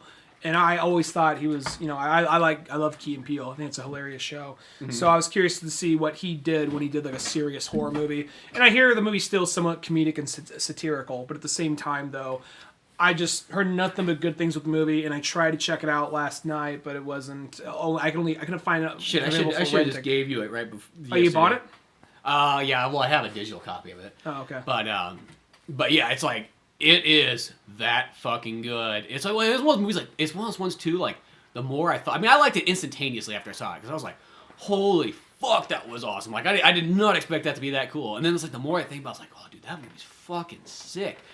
And it's as classic horror as you can get, because you really don't get that anymore. Classic horror is such an old genre. Everything's jump scares. Everything's mostly jump scares. That Insidious trailer is ridiculous. It's just literally just the first Insidious actually was sort of I mean, it was a modern movie, but it wasn't filled with jump scares and things like that. It was actually going for old school scares.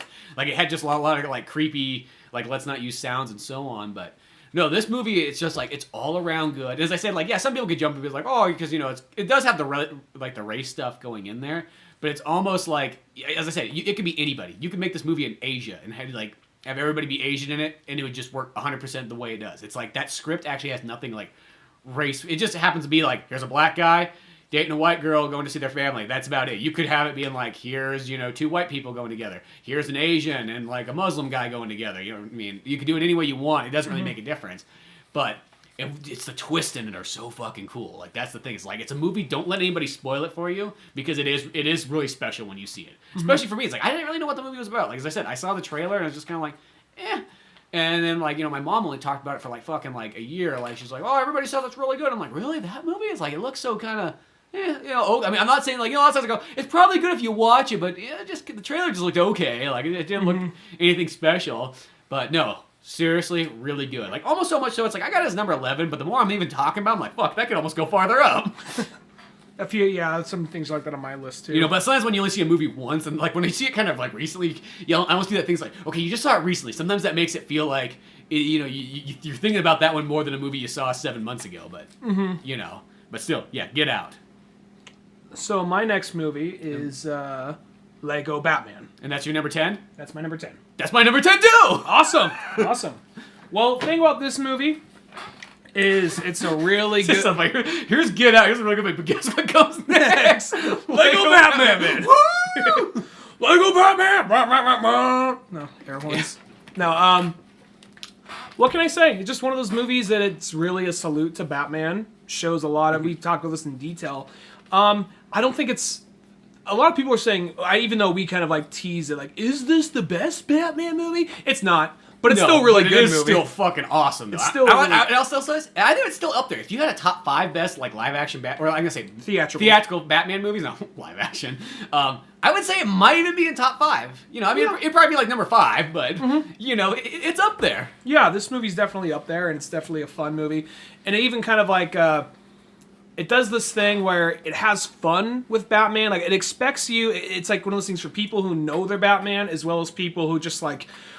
All right, the kid wants to see the Lego Superman or whatever. Let's see what this is. There's enough there. Because I went to go see the movie. It was like, I went to go see it with my friend Wes, and we went to go see it. We saw a couple of parents in there with their kids, and they double take, like, what the fuck are these 2 grown men doing to see this movie? And sure enough, they were laughing pretty hard. They were even laughing harder than us in parts, because I guess they didn't know what the fuck they were going to go see.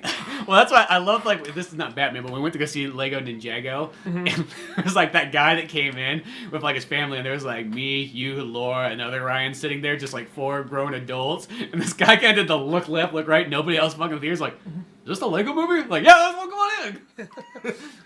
Well, like that, I thought Ninjago was fine. It wasn't. It was the weakest of the 3 Lego movies that have come out so far. Yeah, the Lego trilogy so far. But at the same time, though, it's one of those things where, like, these movies are definitely a lot more clever than people give them credit. They're so amazing. Like, because that's the thing is, like, they got jokes in it that like a kid could laugh at, but they also have jokes in it that an adult would laugh at that maybe the kid won't even get. And vice versa too. And then to top it off, it's like it's got a strong story. It's like got like Batman nods like nobody's business that are like really good. It's like we kind of talk about some things where almost like goes back to Jumanji, where it just feels like they just like kind of like almost like an adult's like view of people playing video. Like they never really played video games themselves, but this is sort of how like they see their kids playing video games. Like I think I could write a movie on that. Like so it doesn't really feel like authentic. Where this movie feels like no, these are like authentic Batman fans putting together something. Yeah, and I will say this: they did a good job. Because so often they reveal too much of the movie before it comes out. Mm-hmm. And watching this, there was this thing I had. It was initial gut reaction of, but then as it went on, like, actually, no, that's a good idea. Where they have that surprise at the end where Joker goes to the Phantom Zone, and what he brings back with him is a bunch of random monsters and villains. Like, he brings back Agent Smiths. He brings back Warner Brothers characters. He brings back essentially Warner Brothers characters, brings back King Kong, brings back a Godzilla ripoff, brings back like Sauron, brings back Voldemort, just brings back the Wizard of Oz. Yeah, like all these different Warner Brothers villains and Gremlins. So, and like they even make a knowledge, like they show the Gremlins on the plane, ripping the plane apart. Yeah. Which for people who know, Joe Dante, when his segment of Heavy Metal, it was originally supposed to be Gremlins destroying the plane, not this little orange orb flying around turning people into zombies. Mm-hmm. So that's just a fun little nod right there. And that whole movie, like for a split second, I was like, this could have been an opportunity to put in more DC characters. And I'm like, you know what? It's Lego. It's about mixing shit together you wouldn't expect. And at the end, it all becomes like Batman and all his villains working together. Mm-hmm. Plus a lot of the comedy in the movie. Just there's the part where it's just like kids at school, like they would play the orphan cards so hard to make it sad but kind of funny at the same time. Like a family photo. I wish I had one of those. or the kid, like my name's Richard, but the kids at school call me Dick. Kids can be real cruel. Yeah. Well, that's, I mean, it's like the comedy in it, like, as I said, like, that movie, like, I laughed pretty much just as hard as the first Lego movie. And it's like those kind of movies where, like, you laugh so hard. I remember watching the Lego Batman movie, I felt like it almost needed, like, a fucking intermission. Like, I needed, like, a moment to go out of the theater and sit down and, like, breathe. Maybe, like, lay down for 5 minutes, close my eyes, and then go back in, because I almost got, like, tuckered out from laughing. Like, that's how, like, hilarious it was. There's even the part where he stops and he stops like, it's like, I got enough time to roll by the orphanage, starts doing donuts around the kids, like this shit that's clearly not safe, that he shouldn't be doing. Around a bunch of children, and then shooting off fucking merch gun. Yeah, just shooting kids with a merch gun, just driving away. Like, and then like, when the thing about it, it's just the combination of, they open up with the coolest Batman action scene you could probably want. Where he fights in any movie. Every villain, or every major villain in his roster. Like, maybe not, okay, yeah, he didn't fight Hush, he didn't fight Black Mask or whatever, but he fought nearly every major villain that you know. And then he goes home, and it's this long, drawn out, no music, him just putting something in the microwave, him eating like his lobster, like him playing his guitar, like floating on like a jet ski in the middle of a pool because he has the money, but he has no friends over. They just see him in this giant theater all by himself. One of the best parts. Watching Jerry Maguire. When it was Jerry Maguire, that made my day so much because that was not what I was expecting to be on there at all. Well, plus once it's the part like, you complete me, he points and laughs. It just was ones like, it's literally like those Lego movies and like this Batman one, this one we're talking about generally, it's some of the best humor. Like whenever I tell people, I'm like, dude, like, because like a lot of people never watch it, they just bypass it. I mean, granted, I can understand. Like if you didn't know, it just goes, it looks just like a Lego movie, and it's like, dude, no, that fucking like Lego movies are funnier. Literally, I'll say this, it's probably funnier than any movie you could probably watch this year. Mm-hmm. I don't think there's anything that even competes with Lego Batman. I'm gonna say fucking Lego Ninjago's up there too. I mean, that one's a little bit more like, I guess a little bit more kid-oriented. I mean, not... I think the reason why a lot of... Because it's not based off, I guess, old characters, let's just say that. I think the reason why Lego Ninjago or whatever didn't pan out as well is because when people go to the first Lego movie, they probably went there with their arms crossed, like, what's this bullshit? And like, oh, Batman, I know Batman. Oh, Lord of the Rings, I know that. Oh, shit, Lando? Yeah, Lando, Star Wars. Oh, they made a Millhouse reference from Simpsons. Okay, just kind of weird, random, and it caught people off guard with how much heart it had and how funny it was. And then people went to go see Batman. Well, fuck. Even if you don't know a whole lot about Batman, you know Batman. Yeah. And so people caught up on that. And this one, like, this is just something that your kid probably knows about, and you happen to be along for the ride. So there's probably not as much of attachment to it. So I think that's kind of it more than anything else. I mean, literally, it's right there. It's like right behind those other ones. It's not like it's like down. It's just not nearly as good. But yeah, the Batman one. That is one of those movies, and to me, it's like one of those ones, like, I made that, like, that was actually the first movie I wrote down on my list. I was like, I'm gonna put this right here at 10, a nice, solid 10. I think it's a perfect place for it. But it's one of those movies, like, you could just throw this movie on at any moment, it would just make you feel good. Like, that's, like, the type of movie this Lego Batman one is. It's similar to the original Lego movie. Mm-hmm. Well, I guess we'll get my number 9 out of the way. My number 9 is Colossal. Colossal. Now, this is the one I did not see, but I remember seeing the trailer for it. And it was another one of those trailers where I looked at it and I was like, because this is, I think, before you saw it, and I was like, this looks fucking stupid. Like, I literally watched the trailer and I was like, this looks so shitty. Like, it was like one of those ones, like, I was like so disappointed with that trailer. Well, it was two different things that made me go see this movie. I saw the trailer, I'm like, maybe. And then I heard Kevin Smith's interview with the director. Mm-hmm. And they didn't say a whole lot about what... They just were very brief on the subject matter of the movie. Because the movie surprisingly has a couple of twists you don't see coming. Mm-hmm. And then I heard the double toasted review on it. And how split everyone was on the movie. Made me go, huh. Yeah, check it out. People that split on it. And then hearing what the guy said. And the best way I can think to describe it. I mean, not as comical. It reminds me of Bubba Hotep to an extent. Huh. And the reason I say that is because... it takes a very silly, ridiculous concept, but then treats it like a serious drama in moments. Mm-hmm. Well, that's what I like about Bubba Hotep, is it looks like it should be some goofy comedy, but it's really not. For people who don't know what Bubba Hotep is, it's Bruce Campbell playing Elvis, who faked his death in a retirement home. People don't really believe he's Elvis. He's best friends with a black dude who claims to be JFK, who had his skin dyed black to hide himself from the government. And then there is a mummy that's also a redneck that is being stored there and is going around killing all the old people, and he sucks their soul through their assholes. Yeah. And somehow they find a way to give that movie a lot of heart. And seriousness. And it's still funny, but they find a way to make it a horror dramatic comedy. Yeah. And somehow it works. Somehow that finds a way to. Because that's a movie, work. like, you kind of describe it. It's either one of those ones that's either gonna be a make or break sell for you. Like, some people are like, dude, that sounds so fucking awesome, and some people are like, that sounds fucking retarded. You know what I mean? Mm-hmm. And it was one of those ones like that was a movie somebody like told me about, and it was like, I think they told me and Cisco is like a guy from Texas told us about it. He's like, well, guy. Hey, man, you gotta see this movie called Bubba Hotep. You don't believe this shit, bro. Yeah, well, he wasn't like that Texas. He was just a ginger kid from Texas. So Ginger boy from Texas. So he just seemed just like any that old sun ginger. must be rough on him. Yeah, exactly. He probably only goes out at night. If he doesn't go outside, he has to be going like a full-on like poncho and sombrero. Yeah, so there's that. And it was one of those movies like, and I found it at Blockbuster for like $5, brand new. I was like, well, shit, let's see what this is. And it was like, oh fuck. And I don't want it to make it all about Bubba Hotep here, but I'm making an example. That's not what we're talking about. I'm making an example of that movie because what this movie is, it's a very weird, silly concept.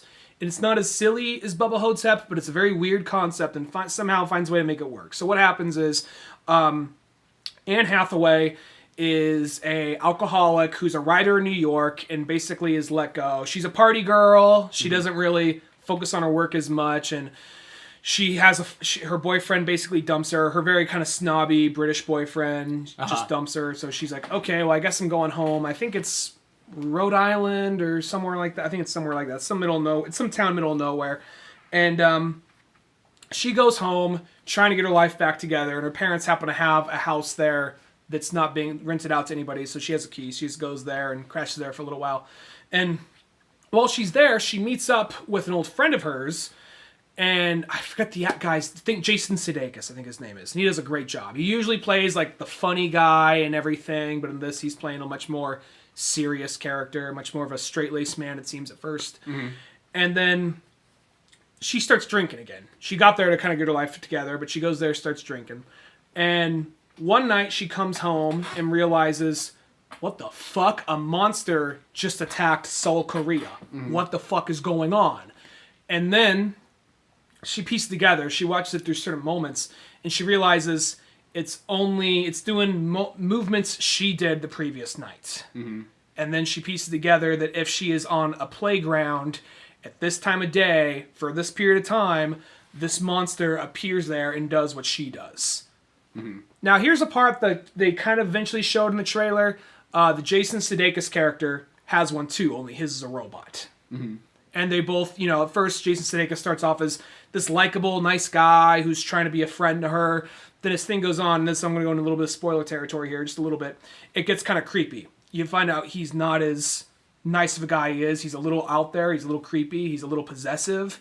And it's kind of like you see his transformation. You don't exactly feel bad for him as it goes on, but you kind of see his transformation of how he gets there. Huh. And there's enough context clues. And it's more of a relationship with these two people. This girl who is trying to get her life together, and this guy who just wants everyone to be as miserable as him around him.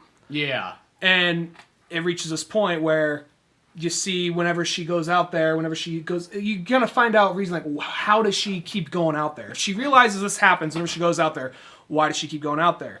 Where spoilers comes in. He says, well, guess what? Every time, because she starts to go against him, like, I'm not going to drink, I'm not going to do this, I'm not going to do that. Like, tell you what, every time you don't, I'm going to come out here, I'm going to kill a couple thousand people.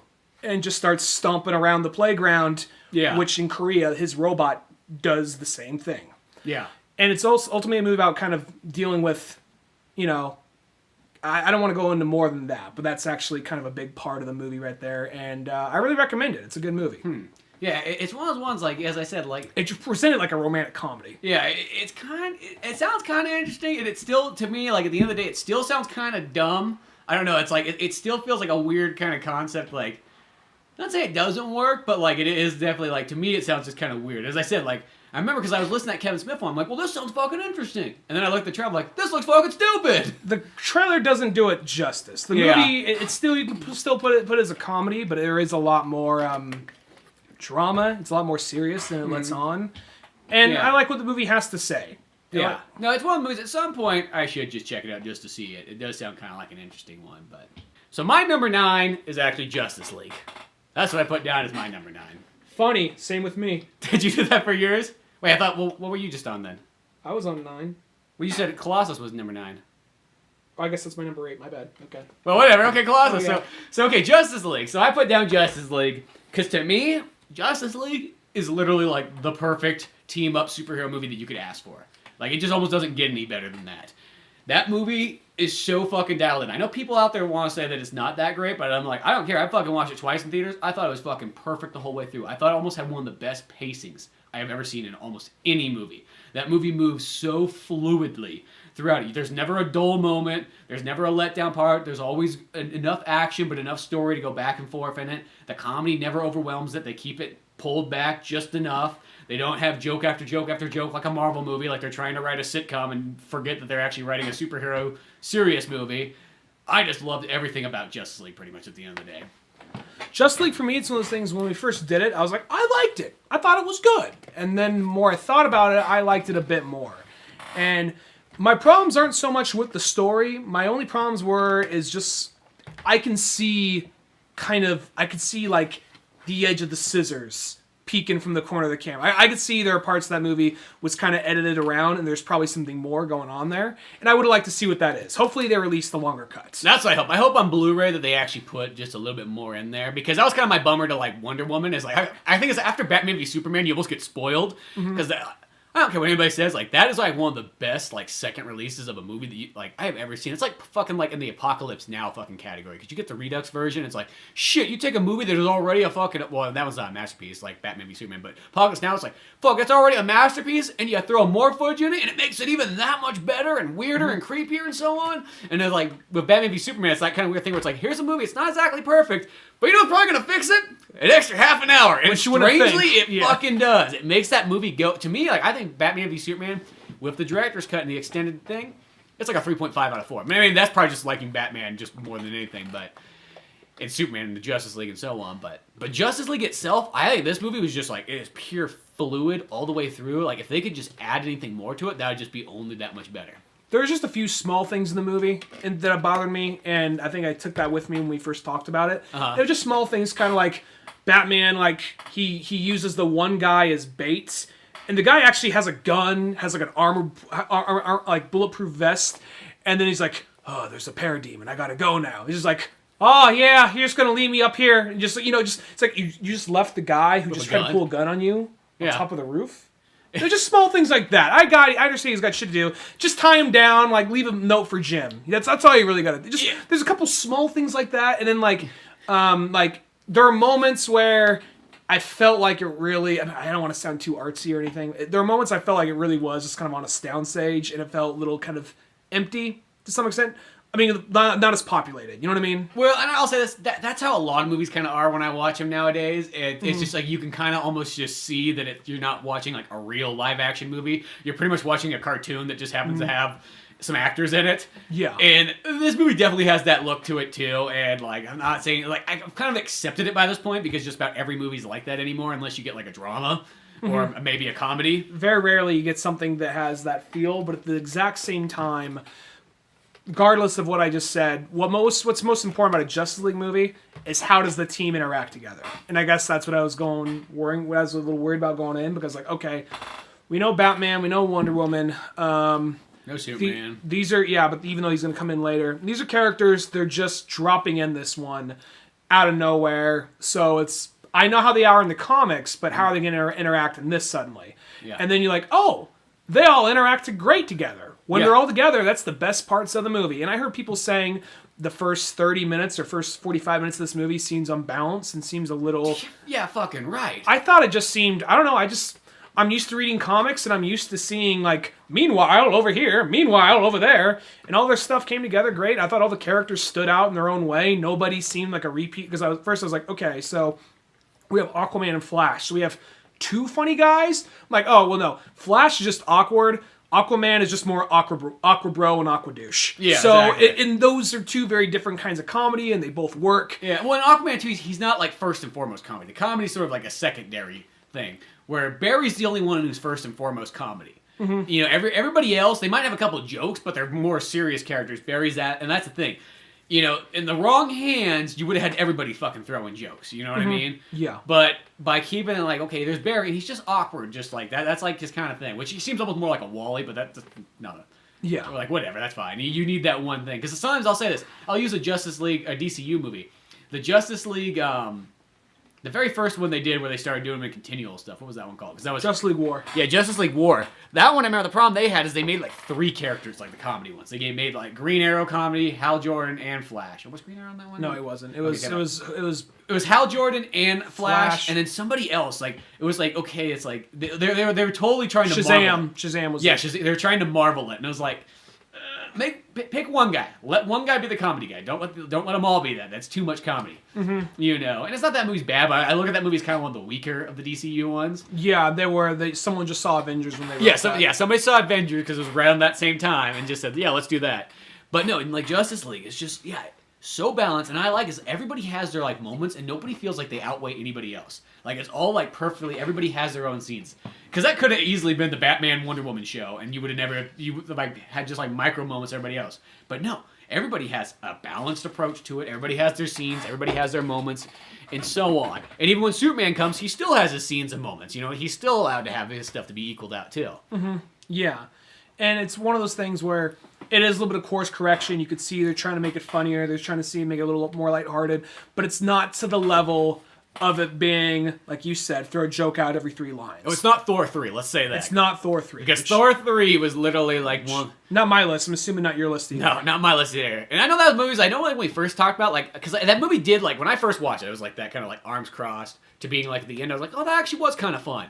But it is one of those ones, like, still at the end of the day, the more I think about that movie, it's like, shit, they just really wanted to make a sitcom. That's all they wanted to make. They didn't really give a flying fuck about the Norse stuff nearly as much. They thought it was all kind of a joke. And it's not saying that Thor 3 is a bad movie. It's just one of those ones, like, clearly the people, like, they really wanted to make a joke of it. Mm-hmm. They might like Thor, but they just look at it more like, it's more jokey. Like, I feel like, here's the thing. Lego Batman is sold as a comedy, but that thing actually takes it more fucking serious than Thor does. And Thor's supposed to be a regular movie. Well, there is a very sincere moment in Lego Batman where Batman gets thrown to the Phantom Zone, and he's presented by the robot. And it's a very sincere moment when he's talking to the robot, and the robot says, "Well, you're not a bad person, but you're not a good person either." And it replays certain lines that were mean, but in the moment, funny. But now you see him from a different perspective. Well, no, he says to Alfred, like, there's a part where he's like, "You don't have a family, Alfred. You don't know what it's like." And that scene when he first says that, it's funny. But then when they show it, and Alfred has this heartbroken look on his face. But when they show it again with the right music, it's amazing what music can do. Yeah. Playing the sad song, and then Batman reacting what he just said to Alfred, saying, it's one of those things like, oh, it is actually kind of sad. Yeah. You know? So, I mean, that's what I mean, though. It's like, and here's the thing, it's like, Lego Batman, it's sold as a comedy, and it has more heart than fucking, like, Thor does. It's weird how that is. And once again, I'm not saying Thor's a bad movie. It's just... It's a fun movie. It's a fun movie, but it's just one of those ones, like, if you want a serious movie that don't look that way, where Justice League, coming back to that one again, that was the one, it was fucking dialed in. Hell, Aquaman is almost like the Thor character of Justice League, and he's taken fucking serious. He's my favorite part of the movie. I fucking love Aquaman in this movie. It's like, he was great. Shit. Like, I mean, I already love Jason Momoa as is. I've already been a big proponent of him ever since fucking Bullet to the Head and Conan 3. But it's like because at first I remember somebody's like, oh, they got Aquaman, but he's not a blonde guy. I'm like, well, that's fucking weird. And it's like, it's Jason Momoa. Oh, I don't really fucking care then. That fucking works. But then that's what I like about Jason Momoa. He goes the distance. He knows he's not a blonde guy, but he's gonna fucking make himself look as fucking Aquaman blonde as he can. And it's like, dude, talk about it. Like, he goes that far to kind of go like, he literally does just look like he's got fucking blonde hair, even though he's kind of a Hawaiian guy. It's like, still totally works. Like, I think he gave him blue contacts for this. Yeah, he's got fucking blue eyes too. It's just like, he went the distance. Like, he didn't like fucking like... He didn't like, what's her name? Even though she's a good actress, he didn't Amy Adams it, where... Mm. I mean, I still don't see Amy Adams as Lois Lane. No, it's hard for me to picture, like, that's maybe Lana Lane, but not Lois Lane. I could totally see her as Lana Lane, and it's not that she's a bad actress. I'm just like...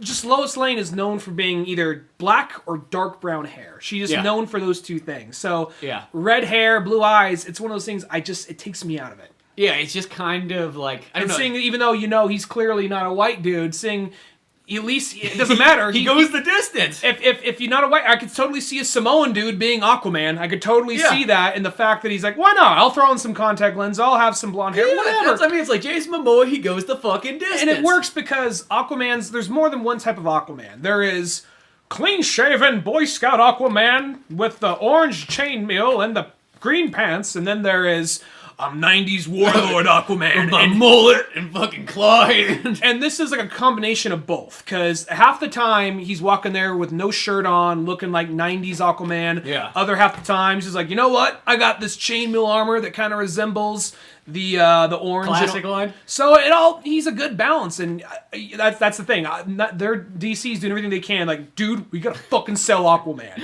We already got people on Batman. We just got people on Wonder Woman. Flash is good because of the show. We just got to sell people on Aquaman. The other thing is Cyborg. They even did it great. He was one of my favorite parts of the movie because he was just. I mean, I'll say his design at first looked a little weird, but at the end, when it finally comes full alters circle and turns into a circle. No, he literally comes full circle. And and then I also just love because they got fucking his dad is what's his name from T2? Miles Dyson. Yeah, Miles Dyson. Like that to me is like, oh my god, that is so perfect. That is perfect casting right there. Yeah.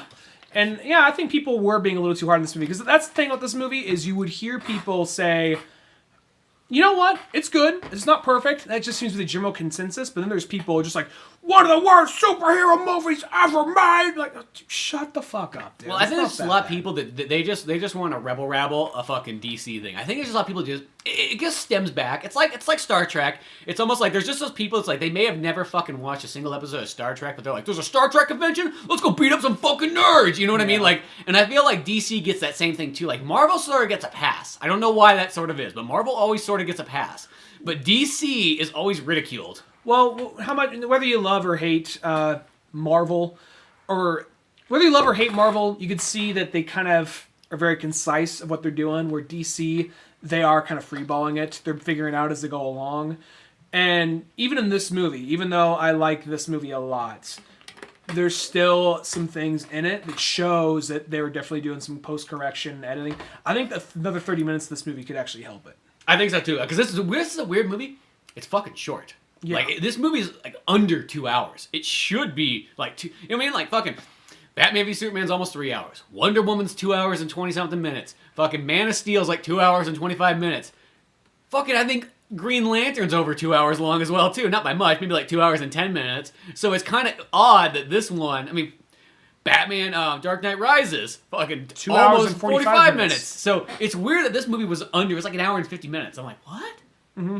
So maybe, hopefully, because that's the thing is like, really, if you add anything else to this movie would be like, I already consider it a 4 out of 4 movie. Like, I mean, that's probably kind of, I'll probably say this. From a non-DC fan, I maybe say it's a 3.5 out of 4. Mm-hmm. But as a DC fan, it's like, fuck, you couldn't have asked for anything more. I mean, anything more would be, I mean, obviously, yeah, you could always do things better. But for the most part, they gave like, oh shit, they finally got everything together. Because I always felt like, you go back, you know, Batman v Superman, it's a great movie, but it does have like issues in it. That's the thing. It does have issues. Wonder Woman, it's still good, but it's a safe movie. It's not trying too hard to take the extra step. It feels like a 2008 movie. That's what it feels like to me. Mm-hmm. You know, it's like Green Lantern. It's a really good movie, but he should be in space more often. I don't know why he's not in space more often. You know, and so on. You know, you can kind of go back and just look at things where I feel like Justice League or Suicide Squad. Here's another example. First 45 minutes are fucking amazing, and it kind of goes downhill from there. Slows down. It's not a bad movie. Like I still like that one, but it's like, yeah, it's just not like it's balanced. This movie, the pacing's balanced. The characters are balanced. Batman's not fucking killing. He's killing parademons, but they ain't people. Killing parademons. They ain't real. So it's like one of those ones like that. I will say, this sounds weird. Actually, probably if there's a weak moment in the movie, it's actually Batman. I think is a little bit more. He's a little bit more stiffer. It is kind of. I think they're trying to depower him because they show him. Let's depower the guy who already has no power. Well, because the thing is, in Batman v Superman, yeah, he's got some fucking badass fight scenes. There's like you could say whatever you want about the rest of the movie, but the part where he fights those 12 guys in that warehouse by himself. One of the best Batman scenes ever. That is one of the best Batman scenes ever. He moves like he does in Arkham Asylum. He's just like, you know, it shows he's in that Batman shit where it's like, okay, you could already see he's 3 steps ahead. Mm-hmm. While he's slamming this dude's face into a crate. He's using him to jump over, and he already shoots his grappling gun in the same motion, flinging a box over, slamming some other dude in the face. And while that's happening, he's not even looking. He's just swinging behind him, bashing some fucker in the face with his elbow. Yeah. So he's already like doing multiple things at the same time to a superhuman level. And I did not see that in this movie. In this movie, you can see he is much more the plan guy, and he moves a lot more stiffer in this. That's my only real major complaint about the movie, other than the world feels a little empty of people. Other than that one Russian family we keep cutting to, like, see, someone's there. Somebody's there. They cut to that Russian family almost so much that I thought, like, was one of those kids gonna be like a character or something they're gonna have? I was expecting something like that, and then it never really came back around to it. Maybe it is in the extended cut. Maybe it is in the next one. Who knows? We'll jump on the next movie soon, but I'll say that I wonder if the extended cut, because the thing about this movie is, they said in the original version, Doomsday comes in at the end and actually even kills Darkseid. I'm wondering. Wait, what? That was apparently in the original script. Oh, okay. I was thinking in this one. I was like, what? I'm wondering if they got that far in filming and they just took that out. Because I'm hoping they do release a original cut, but I'm hoping that original cut does not fuck with their plans for what comes out later. Like, well, we're not going to release the original cut because it turns out Darkseid comes in it, and we're actually push Darkseid back later. Yeah, you never know. So who knows? Like, cool, because everybody, like, I remember initially people thought they're like, oh shit, what DC's gonna do is they're gonna jump the gun on Marvel and get that, almost story out before, because a lot of people like have made the thing, they're like, that trailer to Infinity Wars looks very similar to fucking Justice League's kind of like story, like arc kind of going on, and I don't know if it's like, so I just heard that from somebody like a comic book store, and it's kind of like, huh, I mean, I guess. I didn't really put that. I mean, I know it's like because Darkseid and fucking Thanos are kind of like pretty much one and the same almost. It's just each person's like, here's ultra space douche. Yeah, like, ultra that's space mine. douche of each company's, but that wants everything. But no, it's like overall, like an extended cut would be fucking awesome. Yeah, who knows? Hopefully it's not one of those ones like here's 10 minutes of like here's Darkseid. He comes down, he whips his dick out. Oh shit, he's dead. Just stands there, just flops it out. Just flops credits. Yeah, just like suck it. And, well, plus, even this movie has a fucking badass post-credit scene where fucking Lex Luthor's, like, escapes out of jail and fucking puts together the Legion of Doom, and it's got fucking Deathstroke there and everything. And then this is... I saw the back of the head of the two swords, like, oh shit, really? And he looked fucking badass, and it was John, or Joe Mangello, or whatever the fuck his long-ass name is. But that guy was pretty cool. I just sort of think he's on your ladies' vampire show, ain't he? The Supernatural show? I thought that dude was in some show. I don't know. I just know he's in the third Pee Wee Herman movie. Oh, okay. That guy. That guy. All right. Who Pee Wee Herman's like, dude, you gotta come to my birthday party. that's really what it's all about. It's like a bromance thing. It's kind of weird, but funny. So it's that, and then also top it off, like the other thing that really made me so happy in Justice League is when there was a fucking Green Lantern in there. It was like, shit, they didn't even have to do that. They didn't have to do that, but the fact that they did do that. So really heroes from other worlds, just for a second. It made my day. But yeah, we could sit here probably talk about Justice League for fucking ever because it's just that good.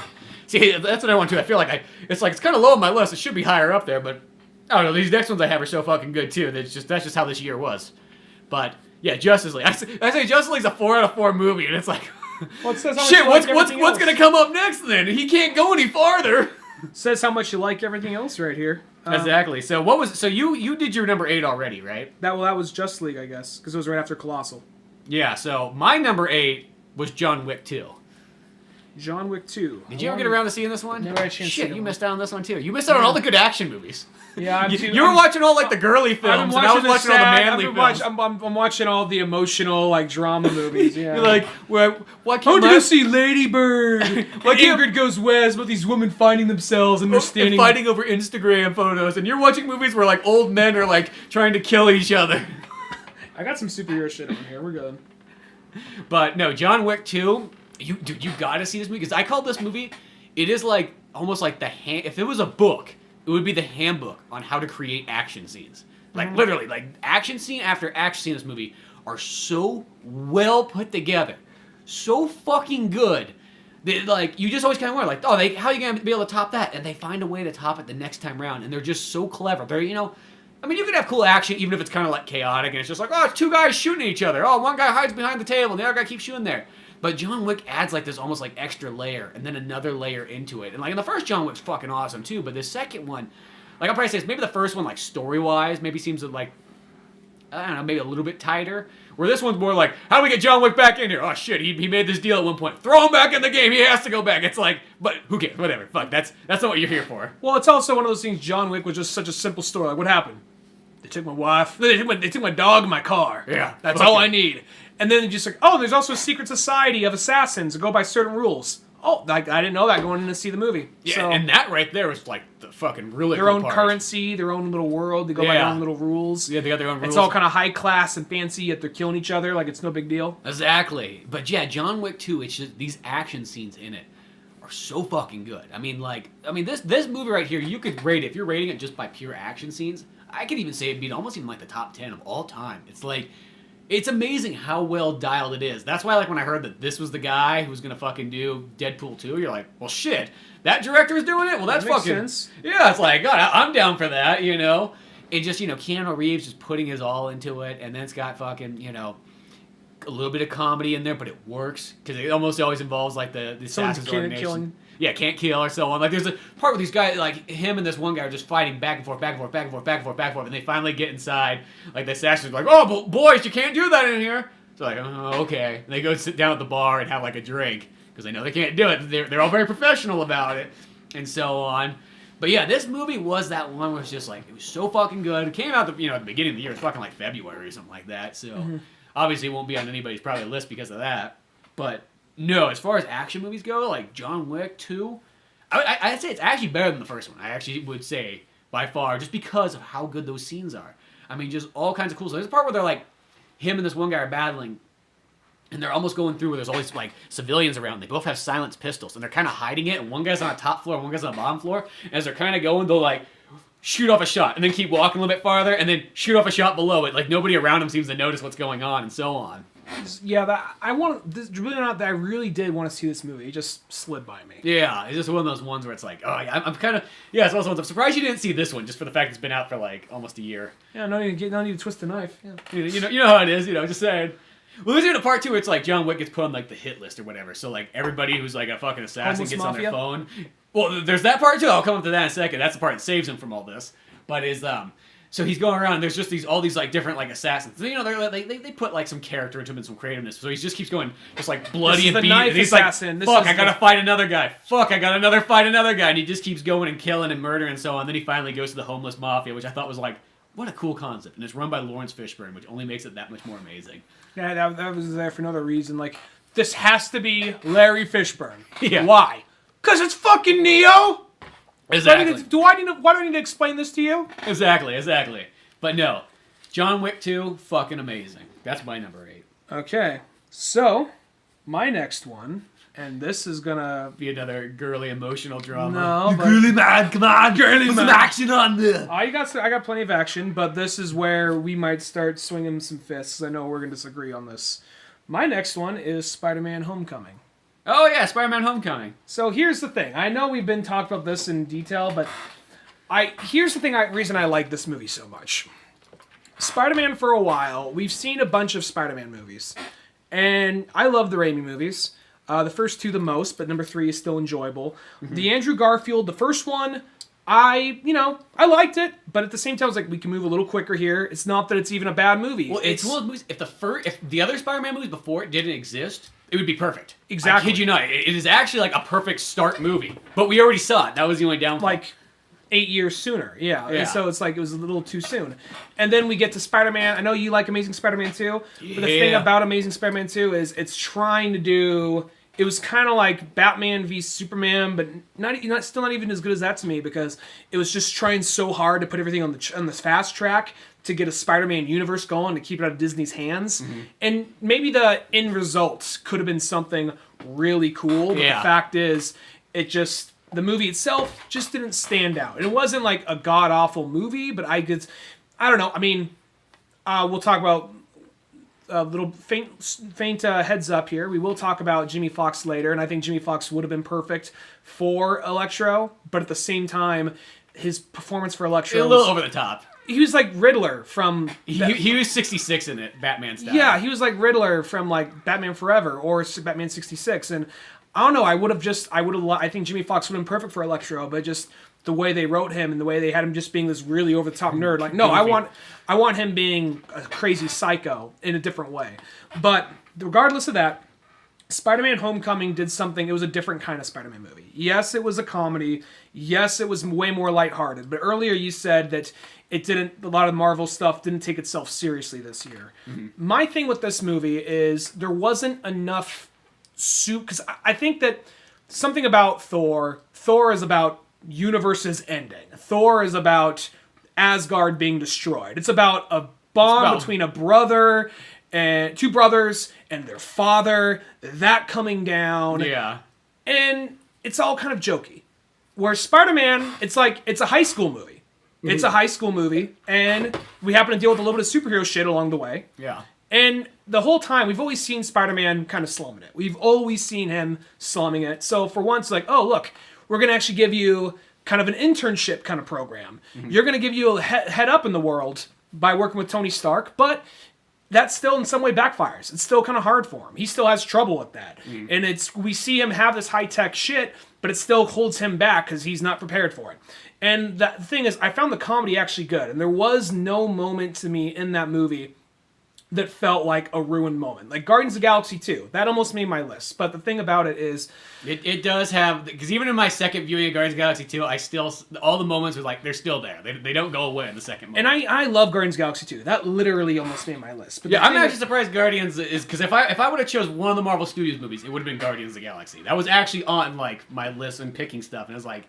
It would probably be number 16 for me for Guardians. But the thing is, Guardians 2, the thing about it is...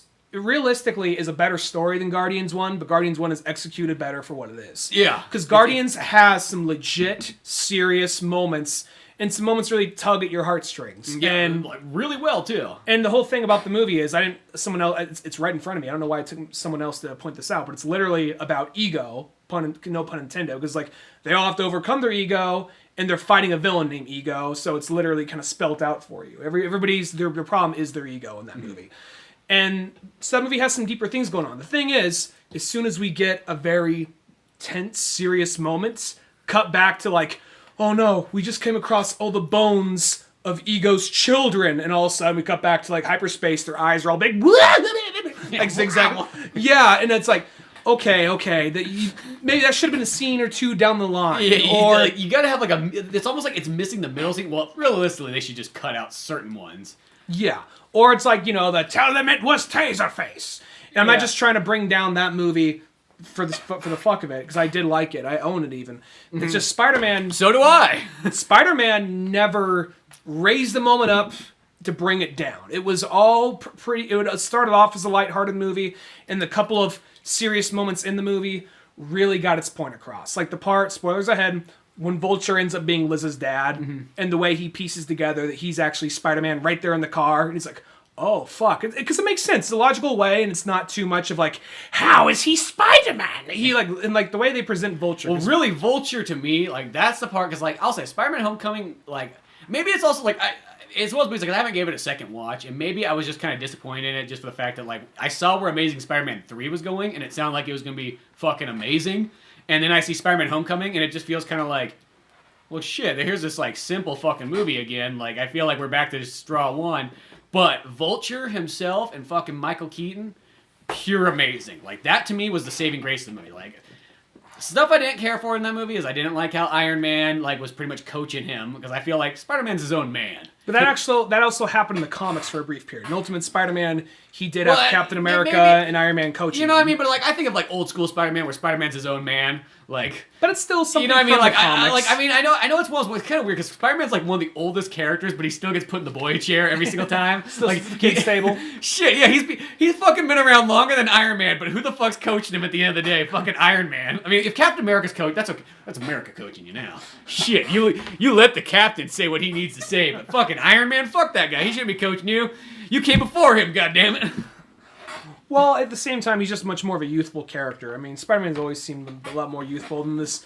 You know, I mean, they try to make Iron Man youthful. They try to They more just make him like a 50-year-old guy who acts like he's like 25 still. Well, no, because they even gave him a show where he was like a cel-shaded show where he's a teenager boy genius who has his suits, and that show didn't last too long. So it's like, no, you want him coming in hungover, drunk, and talking down to you. That's what you want out of Iron Man. Mm-hmm. And in this movie, it works. I don't think he's there too much. He's there enough to notice him, but he's not there enough to like overhaul the movie. And plus, I know that you didn't like the idea that he had an AI talking to him. Yeah, I hated that too. That I thought was stupid. But the thing with the AI talking to him, the reason I think it worked is because Spider-Man's always a character who has an internal monologue, and I think they're scared, and it might be awkward to have him just be talking to himself. How will I tell this to MJ? Where I think the movie just says, well, why don't we give him something to talk to? It's always so weird. People always say it's awkward to do it, but it's like you watch a cartoon show and they do it all the time, and it works. You don't even question it.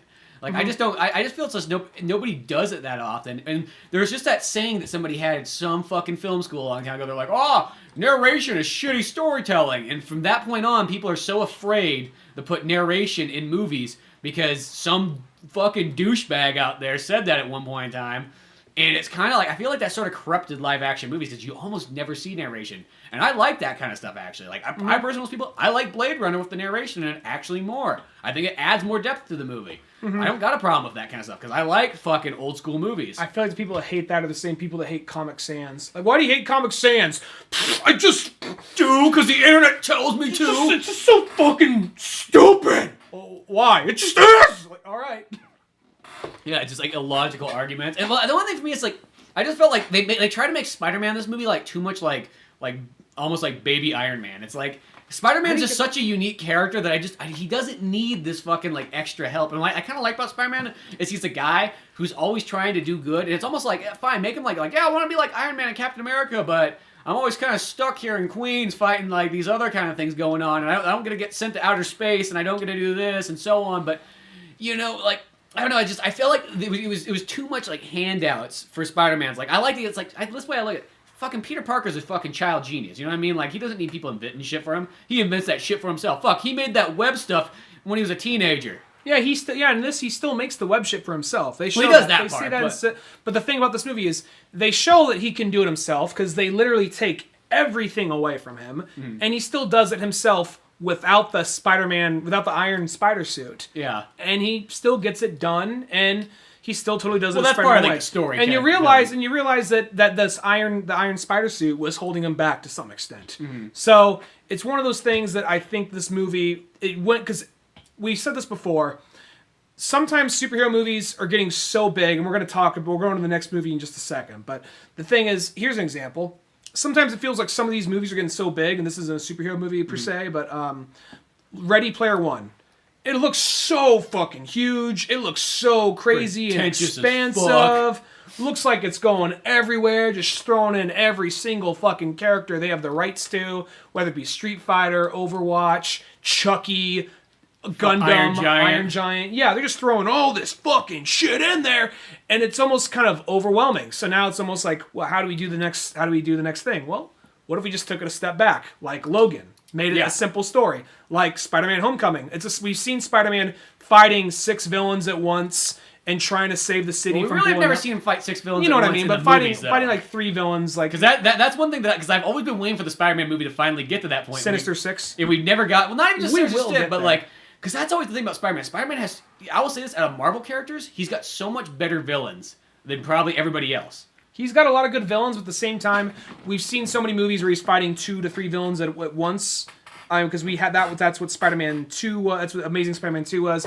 That's what Spider-Man 3. Spider-Man 3 was. Well, Spider-Man 3 because even Amazing Spider-Man 2, he's not fighting that many. Because I'm not even going to count. He's fighting 2, and they drop Rhino in at the very end for a second. Yeah, so it's kind of like. And this, they still give him at least 2 villains to fight, and then Tinker is there in the sidelines making shit. So they still give him more than 1 villain in this movie. And at the same time, it's also, I feel like this movie, it's one of those things, let's just make a simple, smaller movie, because all these Marvel movies are getting bigger and bigger and bigger. Mm-hmm. So let's take a step back, go back and make a smaller movie. We'll have a big Spider-Man movie again eventually. We've seen plenty of big Spider-Man movies. Yeah. And it's not this movie's, like, it's probably my least favorite Spider-Man movie out of all of them. And it's not that it's bad. It's just one of those ones. Like, I just felt like it felt more Marvel Studios Spider-Man, and it didn't feel like Spider-Man. That's what I felt to this movie. I just felt like, and also there's things that they do better than actually Amazing Spider-Man in the original Spider-Man movies. I'm not saying that like it's like that, but it feels like one of those ones where it's almost like this weird like one step forward, one step back at the same time. Like we haven't really made any progress. That's how I sort of feel about this film. I just feel it's one of those movies that it is a step forward, but they're just coming at it at a different angle. Rather than trying to make it bigger and bigger and bigger, which it will get bigger at one point, they're just making a simple, fun movie. And I have no problem with once in a while them stop and saying, let's just have fun with it. Let's not try and tell this big, expansive story, like the duality of dealing with two identities at once, because we've seen that a bunch of times. Now it's just, we see that a little bit in this movie, but it's not mainly about that. Yeah, I mean, maybe here's the thing: if all the other Marvel movies this year or Marvel Studios movies were serious, maybe this would be fine. I think it's just since it came out and like everything was all goofy this year, it was just like shit, another goofy movie. Like I was just glad to see a movie where Spider-Man was going hanging like stopping crime around Queens and they're playing the Ramones. Oh, okay. Like that, but no, that's not the only. That's not the only saving grace. Sounds like such a strange it's reason. not the only saving grace, but it feels like something.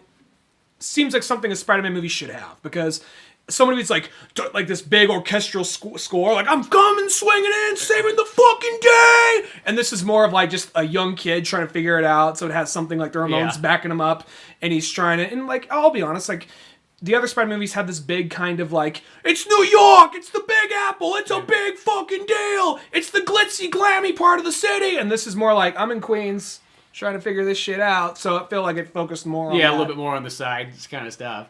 Yeah, as I said, it's one of the movies like I didn't dislike it, but it was just one of those ones like it was definitely kind of one of those because I think that's the other thing too. I was going to it thinking it was gonna be fucking amazing. I think that was what I was thinking, and then when I kind of saw it, I was like, oh, it's okay, you know what I mean. I don't know, and that's like I know I'm one of those kind of people like my view of Spider-Man like. I know is not like what the average Joe thinks. Like, I like Spider-Man. Like, I look at the the Spider-Man the animated series is like one of the pinnacle points. Like, I love that version. I like when Peter Parker's fucking old, and I say old like he's in fucking like his mid-20s or something like that. I like when like we're not dealing with the fucking teenage drama stuff because I don't really like that kind of stuff. It's like the same thing about Teen Titans. Teen Titans is fucking cool, but I don't give a flying fuck about your little bitchy problems. You know what I mean? You're fucking superheroes. You're not like regular teenagers. Like, don't give me that stuff. So I don't like seeing that kind of stuff in there. I'd rather just see him like focus on like Spider-Man stuff. You know what I mean? I mean, at least he's not fucking delivering pizzas. That remember in Spider-Man 2, I'm like, are you fucking kidding me? That kind of shit happened all the time in the comics. But I still think that's stupid. I mean, I know what they're doing because they're sort of like, really? You're a fucking idiot. Spider-Man does a fucking. It's like he does that shit all the time in the comics. He's a fucking genius. He had trouble. That was the tragedy of Peter Parker. He always had trouble holding on to just the simplest job to pay the rent because he had his spidey sense went off. He had to go do the right thing. That's the thing about it. It's still, but I know, like, I get it. Like, they're trying to make it relate to the audience, but it's just like one of those ones, like, I'm sorry, you can't have a fucking child genius and have him, like, not, like, fucking, like, shit. He could just invent shit in his basement and fucking sell it on Craigslist and fucking... That's the thing. Then you wouldn't have a problem. That's the thing in the comics. There's no that. You can still have you just have different problems. That's the thing. Is I sometimes he's always had that. He's always done that though. That's the thing. I know, but I think that I don't know what it is. I always think that's kind of like just because he's always done something, that doesn't always mean it's a good thing. You know what I mean?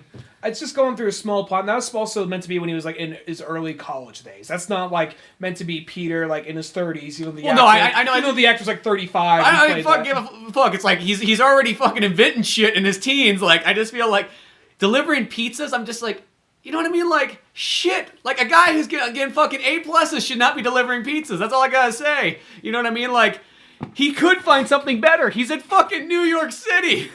How many people do we know that have master's degrees end up working at Black Oak Casino? Yeah, but they probably don't. That doesn't mean much. You know what I mean? Peter Parker's a little bit different. He's like, do you think fucking Reed Richards was delivering pizzas? No. Exactly. You think fucking Tony Stark ever delivered pizzas? Why would he? He's a fucking trust fund kid. You think Captain America delivered pizzas? Yeah. Yeah, I do think he probably did. Yeah. But that's, you know what I mean? That's a little bit different. Where Peter Parker... He's probably collecting aluminum is what he was doing for the war effort, is what he was... Yeah. You know, but still, it's like one of the ones, like, at the end of the day, I don't know what it is. Like, I think when I see that kind of stuff in Peter Parker, and I know why they do it. They're doing it because they want to relate to, like, the audience. Like, hey, you're a fuck-up? Spider-Man's a fuck-up. But I like it when Spider-Man's more He's guys... always had that, though. His That's shit nothing together. new. That's nothing new. And I think that's the thing is, I guess my kind of Spider-Man I like is the Spider-Man who has it more together. Like the animated series Spider-Man, like the Todd McFarlane Spider-Mans, like those ones that kind of... Because once they came out in the 80s and 90s, that's where Spider-Man was like, oh shit, Spider-Man's fucking a ballsy comic now. And I like that kind of Spider-Man. I know they kind of, in between the 2000s and up, with Ultimate Spider-Man, they went back to it being more like, you know, the teenage Spider-Man, he's got problems and so on. But I like it more like Spider-Man's fucking like, just like Captain America. He's got the shit together, you know what I mean? Mm-hmm. You don't see fucking Captain America tripping over his dick. And that's all I gotta say about that. That's why you read Captain America. Shit, I'll read Spider-Man. I get the same thing out of Spider-Man too. I just gotta pick the right issues. Yeah. That's it. I don't know. That's just me. I've read a lot of Spider-Man comics. And, so have I. And in those ones, that's what I like out of it. Like I like guess that too. It's not one of those things. Oh, I gotta see if he delivers the pizza in this one. That's never the case. But I'm not surprised when it's there, nor am I angry when it's there. Yeah. Well, I don't know. It just seems so goofy. It's just like he could be doing so many other. It's a point when he's young in his career. So I get that. If they have that, they don't have that anymore in the comics because now he's meant to be like in his 30s. So that's not as big of a deal. But teenage, early college Spider-Man. I totally get that, and that's where the movies usually take place. Yeah. So I guess we're just waiting for that point for him to be in his 20s or 30s where he's running a tech company like he's in the comics now or something like that. And I mean, it doesn't have to be that far. It doesn't even have to be that far. I just feel like he would have a step up from that. Like, I don't feel like Peter Parker's bottom of the barrel guy fucking holding a sign, you know. He'll get to Daily Bugle one day, and then we won't have to worry about income money or income. Yeah, and just like Will's ones, like I just feel like he's the kind of guy who could step out and get something else. You know what I mean? If you're that smart, you're not fucking delivering pizzas. I'm sorry. You got to make comic books kind of. If you're gonna make a character that fucking smart, you can't fucking have them. You can call this top 15 in our opinions of Spider-Man. Yeah, exactly. But I'll leave off at that. Well, we're going to put a pin in that episode right there because this ended up being one of those humongous, ginormous top list of the year movies. And, you know, there's just so much going on, so many things to watch that, of course, we got all kinds of stuff to talk about, you know, rambling-ons of Spider-Man and so on. But here's about a good dead center of it or so, give or take a few minutes or something like that. But come back on the next episode and hear us go to the top and see what we chose, because we had quite a unique list this year. Between the both of us, we didn't even have very similar movies. You know, it was almost like half-half. But I'm Spencer Scott Holmes with Ryan Dunigan here on the podcast. Check out oldmanorange.com for more podcasts, comics, cartoons, and so on. We'll see you next time. Thanks for listening to the Old Man Orange podcast. Check out our website at oldmanorange.com for even more podcasts, cartoons, videos, music, and more. Send us an email at oldmanorangepodcast@yahoo.com. Be sure to subscribe, share, rate, and review us on iTunes, Podomatic, or any of the other fine sites we might be located on. And if you want to help out even more, click on the Amazon or GameStop links on our webpage before you make any purchases there. Won't cost you a penny, but it sends us a little something our way. Thanks for listening, and tune in next week to Old Man Orange.